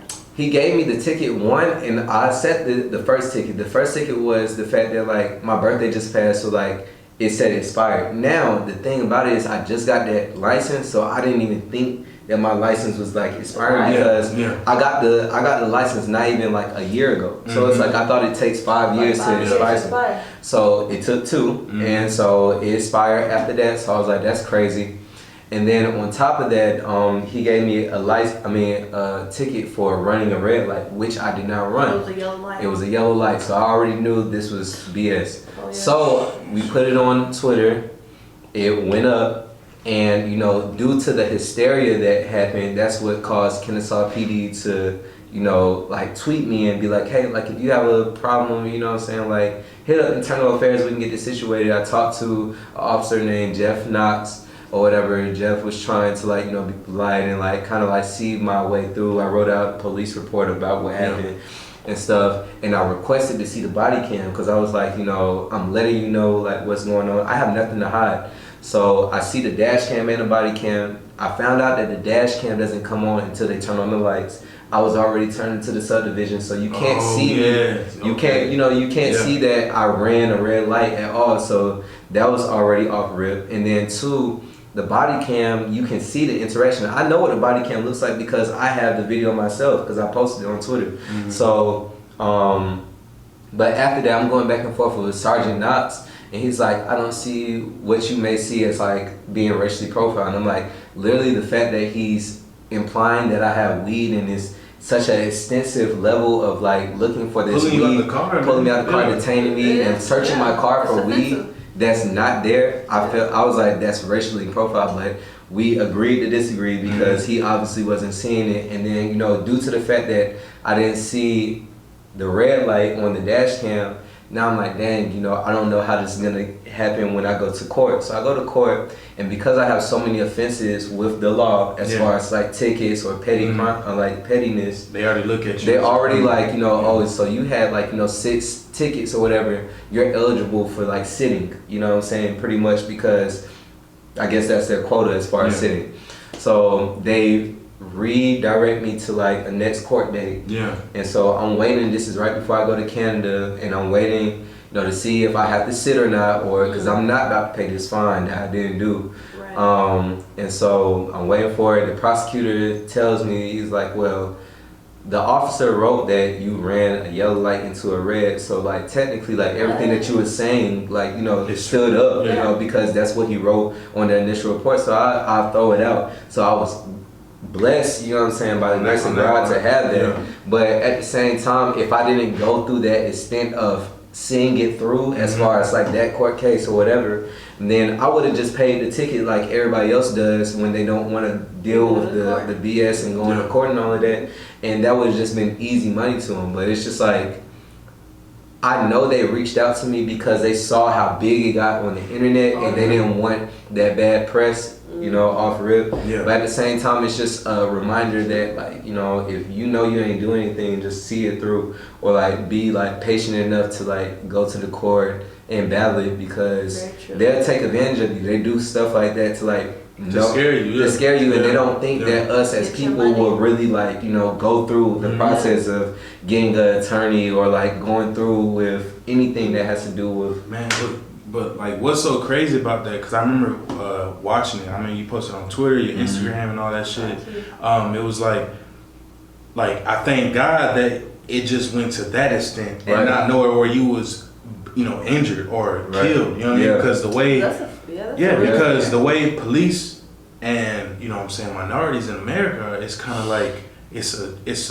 thin line. It is. You know what I'm saying? They don't know, and it's like, you know, I had to recognize that I had people in the car, because me, I'm not scared of police. You know what I'm saying? Like, you know, I done got pulled over so much where it's like, you know, they don't scare me with the tactics that they have. Yeah, because you already know what it is. You know what I'm saying? Like, even down to like death, like, you know what I'm saying? Like, I don't fear anything, because I feel like, you know, anything that happens to me is like related to like what God's plan was for me. So it's like, you know, like off rip, like, you know, I just had like a security in myself where I was like, you know, if I die today, like, you know what I'm saying? Like, I know it's gonna be an outroar, you know what I'm saying? Like, off rip, and I know it's gonna do what it's supposed to do, but at the same time, you know, it is, you know, terrible that I have to, like, you know, even consider the fact that, like, there's a possibility that I can die from encountering a police officer, especially a police officer who was black, you know, that. But that's the thing. A lot of times they show out more than, and don't let it be a white and a black cop that pull you over, because a black cop's gonna show out for massive. Going crazy. You know what I mean? And it's true. It's dead ass. It's true. And it's crazy because the climate. I found all of his stuff. Like, you know what I'm saying? I put all of his stuff on the internet. Yeah. So I was like, bro, like, because he had a trend of doing it to like people. So I was like, once I put like, I found out what college he went to. I found out his hometown. I found out where his mom stayed. I found out everything, because you're not gonna play with me. You know what I'm saying? Like, you're not gonna like, because it's embarrassing. It's very embarrassing. Like, first of all, you pulled me over, and then you want to pull me out the car. You know what I'm saying? While I have my girl and her best friend, and pull them out too. You know what I'm saying? Searching them. It's like, for what? They're not showing any type of danger. They're not showing any type of signs of they're gonna harm you in any type of way. So it's like, man, like why? What was the situation like? But that's when it goes back to like some odd years ago with you know what I'm saying, with Ice Cube and you know what I'm saying, NWA, and it's like fuck the police, because we fall in a situation where it's like, look, we're harmless, but you have this perception of us as these fierce animals, these drug-fueled animals that we have guns, we smoke, we have all these type of kids, like, you have all these stereotypes in your mind. So once you pull us over, you already got in your mind like, all right, cool, he's ready to pull a gun out. And even crazier part, like with the dash cam or like the body cam that I requested, like, because he was the police officer that pulled over the car that I went around. Oh, so he was trying to double time. So, you know what I'm saying? But I saw how he interacted with that car versus me. You know what I'm saying? Like, he interacted with that car very politely. It was like an Asian guy. Okay. You know what I'm saying? Like, and he's like, you know, like, okay, like, you know, just make sure that you do this. But, like, he comes to me with aggressive. Hands up, top down, please. With a beat drop, I need everybody bounce. Think I made it. I don't really feel a thing. Don't pulling up like weed. I just got a West Coast swing. Turn to the top to the courtyard, top floor on the West Wing. With the game, with the crew, with the clique. Like we made up the new short dick, but I'm with the guns. I just don't see like I'm again, like I think I'm round around these town. 808 be the sound, taking over your city. Got out the mud, now the boys on the toe. Finding sensation, I feel like my tail. She shaking it well and it's spill on the floor. That's why people like Jay-Z are so important to like just culture, because he just opens up a perspective or a consciousness that the game never seen. Like, he talks about credit, he talks about, you know, the likelihood of longevity. He's the first artist that we've seen have a 23 plus career in hip hop and still be relevant. And it's just like, and branching off to other things. It just shows that it's opportunity outside this and how we're supposed to attack it and how we're supposed to have like a consciousness of it. But we need more people like that. I see that J. Cole is kind of like growing into that too, as far as like mentorship. Or Meek Mill is one of them. Meek Mill, you know, it's just when it comes to the whole like police situation that he had with his probation. So it's like, but we just need more like people that kind of like shepherd everybody else to that type of like light and that consciousness. But you see how cool it is. Like, you bring up Jay-Z, but everybody he's branched off to like has like some definite meaning in the culture. Like, you know, so he partnered up with Meek Mill. You know what I'm saying? Meek Mill is dealing with criminal justice. Right. Something that we all dealt with, because I dealt with a situation with the police where it was just completely horrific. You know what I'm saying? And so then, you know, of course he partnered up with J. Cole years ago, but look how J. Cole is now. He got Dreamville, where he has artists that are true to themselves. Even down to like... And Kanye too. Kanye is a fucking fashion marketer, genius, everything. Like, I feel like Kanye, and everybody should know this, Kanye is my perfect artist. He's my favorite #1 artist. Like, I love Kanye. Everything about it. I'm definitely a you know what I mean? I'm definitely a Kanye fan as well, but a lot of artists, like, you'll hear the little Durks and the G Herbos and everything. Shout out to Dirk, man. He just dropped an album shout out to Dirk. You'll hear a lot of those guys say that you know how everybody looks at Kanye like the GOAT, but a lot of artists from Chicago don't really see him in that light. Okay. And a lot of them feel as though Kanye West didn't lead the way for Chicago artists. You know, he did. I can see that. He did hop on that Chief Keef, you know, remix or whatever. But as far as getting that, you know, recognition from Chicago artists, he's not getting that. A lot of people don't even rock with him like that, honestly, because they feel like they kind of they feel like he kind of left them hanging, or he wasn't what they thought he would be. I feel like from Chicago, who he did pick up a lot was Chief Keef and Chance. You know what I mean? Like, before Chance came on the picture, Chief Keef was featured on a few of his songs. You know what I mean? And then Chance came where Kanye was actually like mentoring him. You know what I'm saying? And so it's a big responsibility too. Like, you know what I'm saying? Like, especially when you're somebody that, like a Kanye, who sees yourself outside of just hip hop, you know what I'm saying? And see yourself in such a light that's like greater than that. It's like, you know, it's a long hold to pull up a whole city while also, you know, branching out and trying to be different, or branching out and trying to do more. And it's like, I don't know, like, I think even down to, I look at that too when I think about like Ellenwood, because it's like, you know, I went out to school, you know, in Kennesaw, and I got a lot of love in Kennesaw, where it's like, you know, but in reality, all I'm doing is trying to get to a place where I can have a platform, so I can co-sign artists inside Ellenwood, you know what I'm saying? Or I can like bring them up, but I can't do that if I don't have myself together. Yeah, you're right. And I just think that, like, you know, it comes down to that. I think that with Kanye, he could have went without saying that he from Chicago the entire time, and he could have like still Did it from there. And I think that like even just like us like seeing, if we think about Chicago artists and we think about Kanye, I think that's admirable, at least to Chicago artists, because it shows that it's possible to get out. He can do more though. Like I think that like people like Chance who have like the open mics. Exactly, that's what I'm saying. He's doing, I mean, not even just Chance. I mean, let's speak on Common as well. Yeah. Common is that mogul. But all those artists that we named are all connected to Kanye. Absolutely. You feel me? Like Common has done a lot of work with good music, and Kanye and Chance has been mentors. So I don't know. Sometimes in my eyes, I feel like maybe Kanye is at a peak, at a spot where he's like, all right, I can't do this myself, but I have these individuals that I'll put them in position, and I know they're gonna do that. You know what I'm saying? And I could be wrong. You feel me? But from how I see it, that's how it's playing out. You know what I mean? But I mean, it's hip hop, man. It's I agree. But I definitely understand what you're saying. Yeah, because even in Atlanta, there's a lot of artists that say niggas like Jeezy and shit didn't really help them. They big up Future a lot. Like, hey man, Future was the first one that really helped me out. Thug was the one. I mean, Future is really out here putting his hands on a lot of the up and coming artists. That's why I respect him a lot. You know what I'm saying? You see him actually. But how hard is it? Like how you was talking about? Like I feel like it's tremendously hard. I'm sure it is hard. Cause you still working on your career. Like you still trying to get to the next level. So you're trying to like, while you're climbing a ladder, you feel me?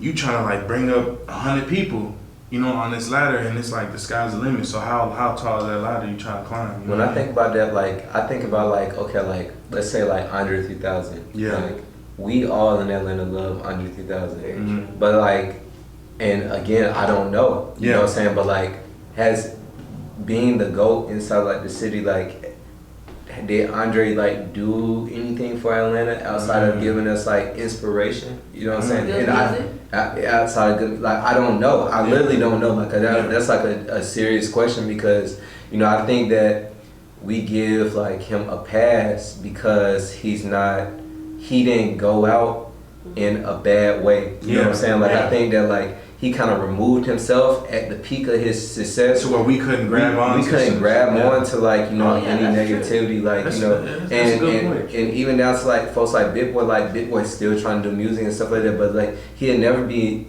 seen in the light of Andre because he was still going and he was still trying to be active, and it's like it's not appreciated the same way. Man, so it's like I don't know. Like I don't know if Andre has done anything for us. I mean, that's why I look up. I mean, for me, I'm not even from Atlanta. I'm from Chicago. But me coming into Atlanta from Chicago, that's why I do respect T.I. I see what he's doing. I see him literally. I see him doing what he's doing in the community. You know what I'm saying? Not even just the community, but for the black community as a whole. Or I see, I'm not gonna lie, I see Future in what he's doing with his Free Wishes Foundation, you know what I'm saying? And what he's doing for different artists, you know what I'm saying? Or Luda, you know what I'm saying? Like the list goes on to even 2 Chainz, you know what I'm saying? 2 Chainz is doing his thing out here for people in Atlanta, you know what I'm saying? Providing jobs and things of that nature, you know what I'm saying? So there's a lot of different artists in Atlanta that is putting in that work, you know what I'm saying, too. And then I feel like, to close that off, I feel like just we have to look at that type of person. Like, I feel like as people, when someone becomes so bigger than what we dreamed of, we feel like, man, this person has to help this person. And sometimes you can think like he's still human. He or she is still human. So big ups to any artist out there who's willing to put their name on the line for other artists and bring them up, and put their name on the line for other communities and pick them up. And for the artists who's not doing that, I can't truly get mad at you for that, because you're not obligated. You're not obligated to. You didn't sign up to be a community leader. You signed up to be an artist. But let's think about it. That goes back to that #1 question that we had with the interview with Kid Clash. Remember? Yeah. Should the game be sold or not told? You know what I'm saying? So it kind of go back to that, you know. Damn, that's real. Good point. Shit been getting real conscious lately, man. God damn. Hey, I fuck with this episode, man, for real. You know what I'm saying? Shout out to Jaye Newton again, man. You feel me? Like, shit, I really just want to go into on some, like, fun shit, man. Like, just you personally, like. What's fun? Like, what is a day, like. What's a day in the life of Jaye Newton? Yeah, like, when you say you want to have a fun day. Fun night. What, like what's your go-to shit? Like, what do you do, man? Bro, like, I'm like, if I'm a robot, bro. Like, it's crazy because it's like I genuinely enjoy like working, bro. Like it's, and I don't know, maybe it's because I'm a Capricorn, whatever that is. Like, you know what I'm saying? But I love working, like, and I just love creating. But I also love, you know what I'm saying, people. Like, I love like being around, like, you know what I'm saying, my loved ones and like the people that I deem as my friends or whatever, because like of the energy and everything of that nature. But I just like being productive, like, you know what I'm saying. Like, I think that like I can't necessarily like see myself as somebody that's just like going to be chilling. I love like social like environments, whether that's like clubs or gatherings or whatever too. Like, you know, I can live inside them, but especially being somebody that is in a relationship, like I can't like really like enjoy them the way that I would want to. So it's like, you know, outside of that, like I like working. I'm really open-minded, so it's, I find enjoyment in everything. Like, it's not something that like I just would be like, oh, I don't want to do that. Like, I like to try things. I like to travel. So like a day in the life for me is literally just moving. Like, I literally just be in the car all day long. Like, I just be going left, right, up north, like south, like all of that. And it's like I know we talked about so much shit right now. Like, damn, like we talked about a lot of great shit. You feel me? A lot of great content. But I want to like reel it back to the music. You know what I'm saying? Just for a quick second. And it's a song that I really look at as like that 5 p.m. in Toronto, that 4 p.m. in Calabasas, and your song is 3 a.m. in Dallas. Tell me, because there's a lot of key points in there, you know what I'm saying? And you know what I'm saying, I want you to talk about those key points, but 3 a.m. in Dallas, man, I want you to just tell us the story behind it, man, like the meaning, like how did it come about? So that beat is, we had that beat for a minute. It's from Boss Man Beats. Boss Man Beats. Hey, I put the flag for you just for this, man. Hey, look, Boss Man talent, you already know what time it is. Yeah, man, I had to put the shit back up. The shit fell and everything, man. Hey, but 3 a.m. in Dallas was such a cool song to make because that was the first time I ever was in Dallas, you know, as far as the inspiration goes. So it was 8, we all went to Dallas. It was me, Jock, Akil, and Boss Man. And we went for a show that we had. That's the show that we had with Mikey and shout out to Mikey, man. And all of that. Man. And you know, East Chain. Shout out to my brothers, Erica Banks, all of them. Man. That's the family, man. Shout out the whole family. That's the whole family. They already know what time it is, man. So already, man. We went out there with them and we had a fun time, and it was so much fun because we were broke. You know what I'm saying? Like, you know, like when you like dumb broke, but like you everybody together. You know what I'm saying? Like, everybody it's just like a good time for that. So it was one of the funnest trips I ever had, you know, with my homies. And it was just inspirational because all of these dates and these tours and cities that we've had were the first time I've ever been there. So it's like, it was just a different perspective outside of 285 and 75, you know what I'm saying? So when we came back, we recorded 3 a.m. in Dallas. I already had like a skeleton for it, Ryan Wise, and I always loved this beat. He made that beat in like 2017. And so it was in the crates. Yeah, it was just in the crates. And we recorded to it and everything, a whole different song, and we just scrapped it. It was before Summer Season came out, and we was just like, you know. And then I played it again. I was like, bro, boss, like this song kind of hard, bro. Like this beat kind of tough. We was in our bag with it. And so I just revisited it. We made 3 a.m. in Dallas, and subject-wise, it was just a lot, like you said, that was inside that song. Like everything I said, you kind of saw. Like as like the weekend was going, like I had like a video where like a girl like did a split in front of me, and it was just like going crazy. And I was just like, whoa, like this is Dallas. Everything's bigger in Texas. And so that I also had the last day we was in Texas, like my friend died. You know, she died, and like her name is Alexis. And you know, R.I.P. to Alexis. Yeah, R.I.P. to Alexis, man. I know her since the first grade. We was in the first grade together. So, you know, I was like, you know,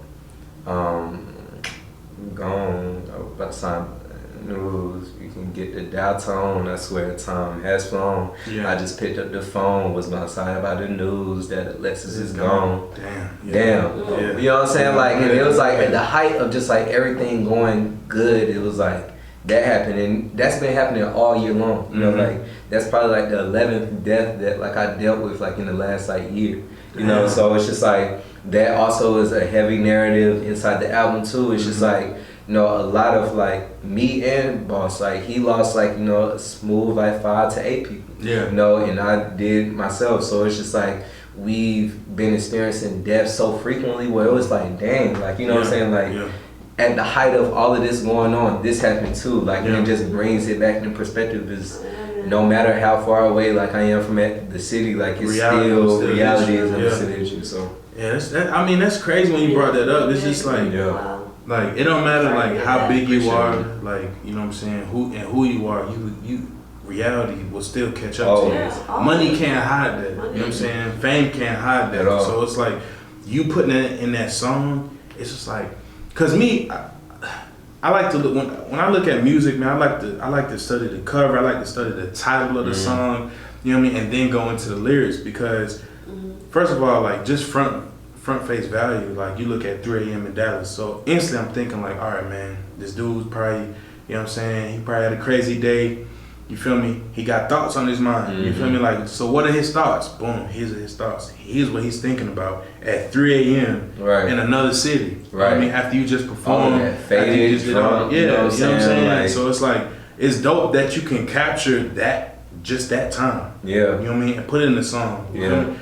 I don't know, man. Yeah, like, I like that, like, you know what I'm saying, with my music. Like, I think I use my music as, like, bookmarks in, like, my life. Like, when, like, certain moments, like, I always remember that Alexis' death was July the 22nd, June the 22nd because of that. You know what I'm saying? Like, I always remember, like, certain aspects of what was going on at the time because it was documented. And it's just, like, that's how I perceive my music, like, anything, whether that was, like, it's literally a diary. It's like from like heartbreak to like, you know, triumph, from like, you know, hardships. It's just, I put it all in there because I'm not necessarily a talker. I'm not somebody that just goes out my way to like communicate. I can if I'm given the platform or the opportunity to, but like I much rather put it inside the music or have people inquire it when it comes to like communicating with music. Jaye Newton, people. God damn, man. It's open book, man. Open book, man. Like, hey, I love it, man. Like, I don't feel any type of way trying to ask you this type of question. Look, I know you can answer. You feel me? Don't matter what it is. It's like, man, shit. I want to ask you about shit because I know you dealt with, you know what I'm saying, criminals, you know, at the police shit. So how do you feel about A$AP Rocky, man? Oh, yo, free A$AP Rocky. I'm glad he touched. I'm glad he touched down in America. You feel me? Right. You know what I'm saying? But like, how do you feel about that whole situation and then Trump getting into that? Man, I think that I feel like it's bad of us to, you know, use like old like messages that he has as far as like, you know, the Black Lives Matter. That was 2014. That was 2014, and even down to just like if that's not his realm of like, you know, consciousness, like that doesn't, you can't hold him against, like, you know, and it's not even like he said that he didn't rock with Black Lives Matter, like, you know what I'm saying, or he didn't rock with like, you know, black people. He was just talking about as far as him as a black man that's from Harlem that didn't necessarily experience racism like we've experienced like south of the Mason-Dixon line. You know, so it's just like you can't expect for him to have the same viewpoint or perspective. And you can't expect for him to be fake and just be, you know, political and say things and hop on the bandwagon. That's not his energy, because if he was to say like, yeah, Black Lives Matter, then everything that he would have did going forward would have been under a magnifying glass. And you know what's so crazy? Like, that's how I know people will bring that shit up but not reflect back on his lyrics, because his albums, he talks about socially conscious. He has songs where it's socially conscious, where it's politically conscious. Not saying like track 1 through fucking 12 is all about, oh, the black man has to rise. No, but he's like, you know what I'm saying, about 2 or 3 tracks on it, he's talking about like, all right, cool, the black man needs to stand up, like we need to come together, like brother, you know what I'm saying, shit like that. So it's like, I hate that they bring up old clips. Like a motherfucker can't change. Right. You feel me? Yeah, like a motherfucker can't come to grace. Yeah, I don't like that. Like I think that like everybody, you shouldn't judge somebody's past. Like you shouldn't judge people, period. But like, you know, who are you to judge? Who are you to judge? Like the only person that can judge is God. You know what I'm saying?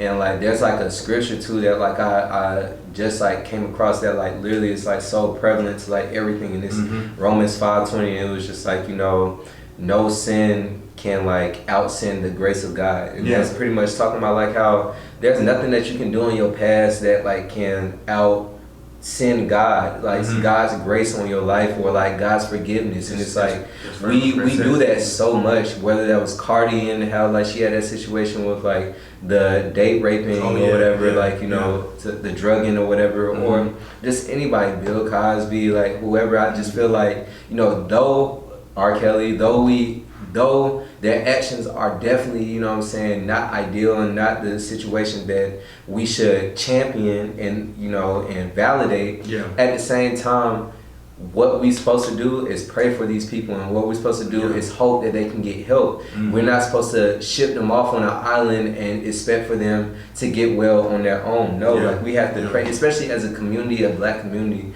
where we already are ostracized, you know, as a people. You know, like we can't fight with ourselves while they're also fighting us, you know what I'm saying, from every aspect.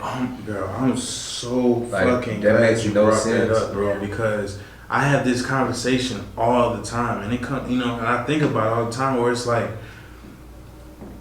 the black community, the black race, we fight each other so much. But go back to Willie Lynch. Like we have Asians attacking us. We have the white people. We have the government attacking us. But yet we choose to find the time to attack each other. When really, man, bro, just stick together, or not even like stick together, but just like, okay, bro, I know you from this side. I know you from this tribe. I know you have this meaning, but look, man, we still share the same color skin, so that way we're still related in some type of way. You feel me? So heads up, chin up, man, let's get it, man. Like, I got your back, you got my back. You know what I'm saying? Like, we shouldn't allow any other race to come in and interfere with us, interfere with our communities. It don't matter if you're a rich, you know, if you're African American in a rich class, you know what I'm saying, a high class, or if you're African American in the poor class or middle class. Like, we're all connected as one. We're still connected. Do not let money influence that. Don't let your stature influence that, because at the same time, look, we snatch all that shit away, you still a nigga. You know what I'm saying? You still a Negro. You still, if they go back to fucking Jim Crow days, guess what? It don't matter how much fucking money you got, bruh. You still gonna be drinking from the black water fountain. You know what I'm saying? So I still feel like we have to like put all that shit aside and realize, like, bro, we're getting attacked from all angles, and we're getting attacked from within. And so I think that also the only thing that bonds us together is struggle. And we have to change that narrative, because it's like the only time we do come together is when during death or during pain, during, you know, like flight or fight, you know what I'm saying, when it comes to like police and stuff like that, because all of it is rooted in us. And it's like we have to find different things to champion people for, instead of just like being critical or analytical of just like people on a day-to-day basis. Like, we don't big up people enough, like, because we're fast. Hey, yo, you speaking that fucking man. You know what? That's exactly why. Let me just tell you, that's exactly why we decided to have this podcast. You know what I'm saying? We have a lot of friends and family members who are trying to make it, you know, up and coming artists, whether you sing, entrepreneurs, anything, you know, rapping, anything. We don't get enough opportunity. So this platform here is definitely to big up our people, you know what I'm saying? When you come here, we want to big you up. We want to make you, you know what I'm saying?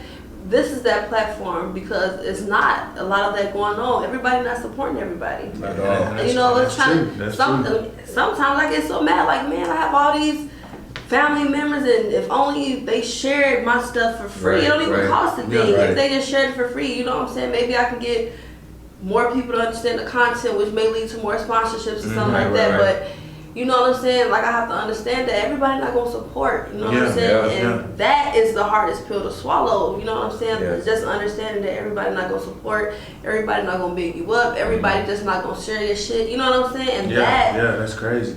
People not gonna support you until they see everyone supporting you. Absolutely, until it's too late. And this what brings me back. I always talk about this one clip that Rick Ross had. Man, this nigga was working out, but he was on Snapchat or IG story, but it was on one of those, right? And I remember him talking about this shit. Like, he was just like, we have to big each other up, man. It's just like, you may have a friend that's already on top, that's at the place that you want to be at, and you're not quite there yet, but you're working. He said, man, it doesn't hurt just to keep sharing his shit or liking his shit. Yeah. He's like, man, sometimes you can get to the point where you know your guy just got off a tour. You know your guy just had a big conference, man. You go to his house, his living room dirty or some shit, man, clean that shit up, man. You know what I'm saying? Just help him out in some type of way because it's just showing love, man. Because you guess what? You know he always gonna have your back. Mm-hmm. You know you're gonna have his back. So how about y'all just continue to reciprocate that energy, man? And it don't take nothing to go on Facebook, go on Instagram and like that shit or share it. I wish, honestly, all my niggas, all my friends, family, they know if they doing something, I'm sharing it. I don't care, man. I'm sharing it. I'm putting it on my story. I'm putting it on anything. I'm sharing it because guess what? That makes me happy. But it's also you also spreading into my demographic because you have a totally different demographic than I do. You know what I mean? So me putting you on my story, me putting you on my timeline or whatever has just opened up a gateway to everything. To everything else. And who knows? I may have somebody who's following me who really likes what my, you know what I'm saying, my brother is doing. And it's like, yo, I need to connect with this guy or whatever, blah, blah, blah. Boom. Because that's how it happens. Like, that's the only way it does happen is if you just, like, be able to show love and, like, spread. Like, I don't see, like, the problem with, even down to Instagram. Instagram should be the easiest place you can do it. Because it doesn't cost you anything to double tap. You literally are double tapping. Yeah. Like, you know what I'm saying? But, like, people get so caught up in, like, he ain't like my shit last time. I mean, it's so crazy. Yeah, they really do get caught up in all that. Maybe they ain't like it, or maybe, I don't know. It's so weird because I can post one thing. I may post a selfie of myself, or versus I may post something that got something to do with the podcast, you know what I'm saying? Yeah. Those analytics are two totally different things. So different. And it's sad. It but is. At the same time, it's like how I feel. You know, I'm real big on manifestation and commanding things and law of attraction. So I feel like I don't care who on this side doesn't share my shit or don't like my shit, but I know what I'm attracting and what I'm commanding. I'm gonna have a million on this side. You feel me? Like, that's why I gotta keep going. Yeah, you just keep going. Like, you feel me? Just and never stop. Like, and it's a good quote, man. I always see around. It's like the day you stop is the day you actually have to like start over again because you don't know. Like, say you stop today, bro. Tomorrow could have been a day. The breakthrough. Rock Nation hit you up like, yo, we want to do a huge partnership with you, but you stopped today. Yeah. Now you gotta go all the way back to square one. You know what I'm saying? Don't stop, man. And it's always, it's a good book that I have, man. We giving y'all a lot of free game knowledge right now. You feel me? So it's a book that I've read and I always love. It's called Mastery. And he explained this point where it's like you have some people who's just dead set on one thing, and then you have people who is like, oh, I gotta try this, I gotta try that, I gotta try this. You know what I'm saying? And he said you're gonna reach a point where it's a hill you climbing. Oh, you love the success. Oh, I just reached this many followers. I just did this. But then you're gonna hit a plateau, and that plateau is just basically where it's kind of like where you should be able to kind of relax and like gather more information, more knowledge for your next step climb, you know what I'm saying? But a lot of people get stuck on that plateau like, oh man, like I'm not getting that, my analytics looking trash right now. I'm not getting enough viewers. I'm not getting enough response, engagement. But really, bro, you're just in that. Yo, ain't like bait. Had to put it on the tape. But you know about paper. And she pressing in straight. Playing wood by the 8. Don't bring your gun on the tape. Magic Johnson on lane. Leave it shut like a plane. I am from Alabama area. We from this area. And with us, so we will bury you. You sit that area as a young jigger. I just 3 out of your side kind of digger. To the red pill now, feeling like Neo. Niggas be capping, looking like Neo. Gotta get some more dough, words up. Riding around, saying pressure with. You know what I'm saying, you're not one dimensional, you know what I'm saying, with your demographics, with your music, or you know what I'm saying, even, you know, you got the Jigga Juice and shit like that. Right. And we didn't even speak a lot on the Peach Mimosa Tour. Oh, yeah, you know what I mean? So like I know you've been going all around, so like, you know, you've been going to Canada, you know, you hit Dallas, of course you hit Atlanta, and then you got another show in Atlanta, right? Yeah, so we have this last show August the 17th, so that's gonna be with all the apes. So it's me, Akil Shaw, Jop Beats, Cleo Trapper's gonna have a set as well, and we also gonna sell our merch. We're gonna sell Jigga Juice, and we have another artist that we like a lot. She's an upcoming singer. Her name is Jazz McClendon, super talented artist too. So it's gonna be a good time. It's gonna be at the Drunken Unicorn. So okay, yeah, I love the name of that junk because we're gonna get drunk as fuck. Oh yeah, and we're gonna be in that bitch. You know what I'm saying? We're gonna be piped up. For real. And I can't wait. And I ain't gonna lie, man. Jigga Juice.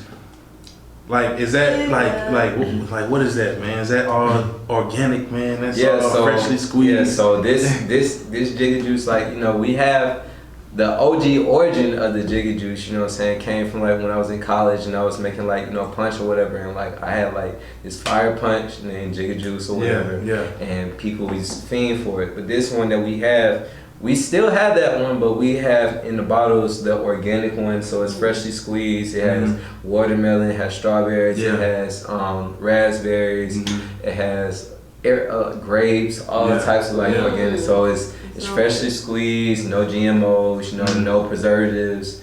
And yeah, you know, we got organic fruits that we put inside of it. So nice. Talking about players, that's players. Hey, look, man, you gotta be hydrated, but you also gotta be healthy. Yeah, man. We trying to promote a healthy living style. Yeah, man, definitely. Because as a player, man, you gotta be hydrated. You gotta be healthy. You know what I mean? Say what? Hey, man, my nigga Jaye Newton, man, he got it down pat, bro. He got it down, man. But you know, we talked about a lot. You feel me? And I know we could talk about way more. You feel me? But you know, it's coming to the end of the show. And we have this thing called the free game message, right? So it's free game radio podcast, and what we do on the free game message is basically when we interview everybody, we always want them to give something out to the people, whether it's good for them spiritually, financially, personally, you know, whatever, mentally, whatever. But we just always want to get your aspect, you know what I'm saying? We want you to give out a free gem to these people, man, because we always believe like the game should be told and not sold, especially within our community, you know what I'm saying, and our culture, which is hip hop and the arts, you know what I mean? So Jaye Newton, man, we talked, man. I loved everything we talked about, but we gotta know what's your free game message, man. Okay. Let's see it off the top, free game. So pretty much, you know what I'm saying, when it comes to anything that you're doing, off-rip, comparisons are the devil. So you can't compare yourself, because at the end of the day, your career path, your journey is tailor-made to yourself. So there's no point for you to look at other people's progression, look at other people's path, and compare it to yourself. You can use it as influence or aspiration, but going forward, you always have to be yourself, always be authentic to what you got going on, and always believe inside yourself, because there's gonna be a time where nobody believes in you, there's gonna be a time where everyone believes in you, but that asterisk that's in the middle of those two is the journey, and you have to be able to live inside the hyphen, live inside that asterisk, and be able to stay persistent and go forward with it. So I say, don't compare yourself, you know, be grateful and optimistic on your journey, and know that it's tailor-made to yourself, while also understanding that you are an individual and no one's gonna have your path but you. Absolutely. Sheesh. That's some free game. That's some free game right there. Damn. I might need to write a book off what you just said, Look, man. For real. The book is on this way too. You know Oh what I'm saying? shit, we dropping the book. We got books, yeah. you know, coming. We too. getting exclusive. Y'all shit really from getting this all guy, the man. exclusiveness, but we got a books, you know what I'm saying? Like it's gonna be called I Drunk Text on Purpose, Ooh. and it's gonna have just like all of my tweets. Yeah. Like if y'all follow me on Twitter, y'all know like I be dropping gems. I got a whole bunch of like gems, but I also have it in one of my highlights inside Instagram if you don't have a Twitter or whatever. Yeah. But I'm gonna have them all like just displayed on the page, and I'm gonna like give like a little summary of like every tweet, so y'all can get free game. Okay, cool, man. And then for the people, man, we want to know like social media and where we can get your music at. Man. Yes, so you know I made it easy for you all because everything is the same. So it's Jaye. You gotta remember the E on J. Jaye Newton. That's Jaye Newton on Twitter, Instagram, Apple Music, Spotify, Tidal. You know everything. Jaye Newton. Mm-hmm. Yeah, y'all heard him, man. Yeah, and dude he got a dope ass website too. He put all his content on there too, man. So JayeNewton.com or jiggathatnigga.com. You know, either way. Yeah. And just that y'all know, he paid for his domains. You feel what I'm saying? You already know. Ain't no slash this, slash that. No, you feel me? So we got him all down pat. You know, everything patent, license, everything. So you authentic. Cool, man. Yeah. Look, man, we was on tequila, man. What tequila was on? That Jose Cuervo Traditional. That Traditional. That You know what I mean? had me turned. Yeah, that's with the cork on it. You feel me? That's not the regular one. You feel me? So shit, Jose Cuervo, man, holla at us, man. You feel me? Shit, we was on the pineapple juice too, man. But Facts. Look, man, it's Free Game Radio Podcast. You already know, man. It's your boy, Poppy Don. And this your girl, Tia G. And we had the one and only Jaye Newton with us, man. Yes, sir. And before we always leave, man, I always like to say, man, more life, More blessings. more success. You know what I'm saying? Be great, my people. Yeah. Bless up. Let's get it. Yeah.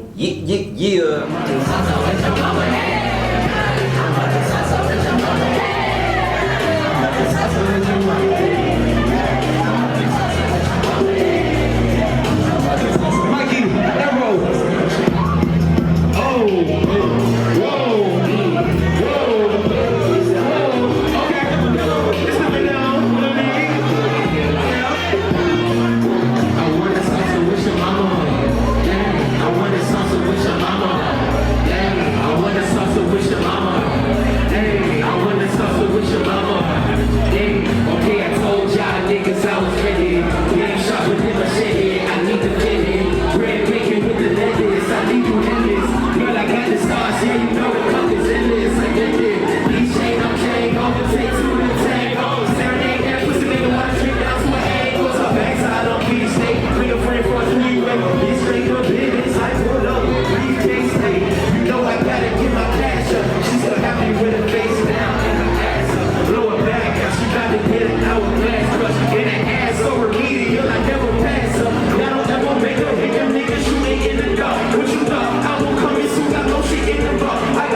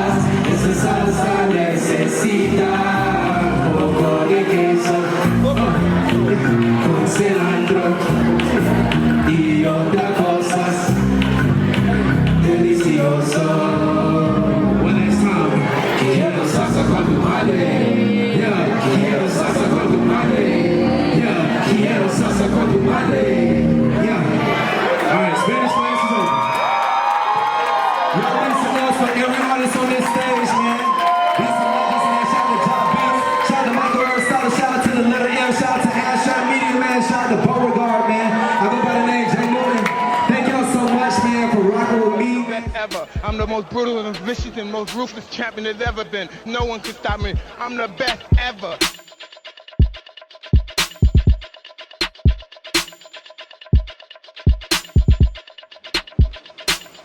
You are watching a master at work.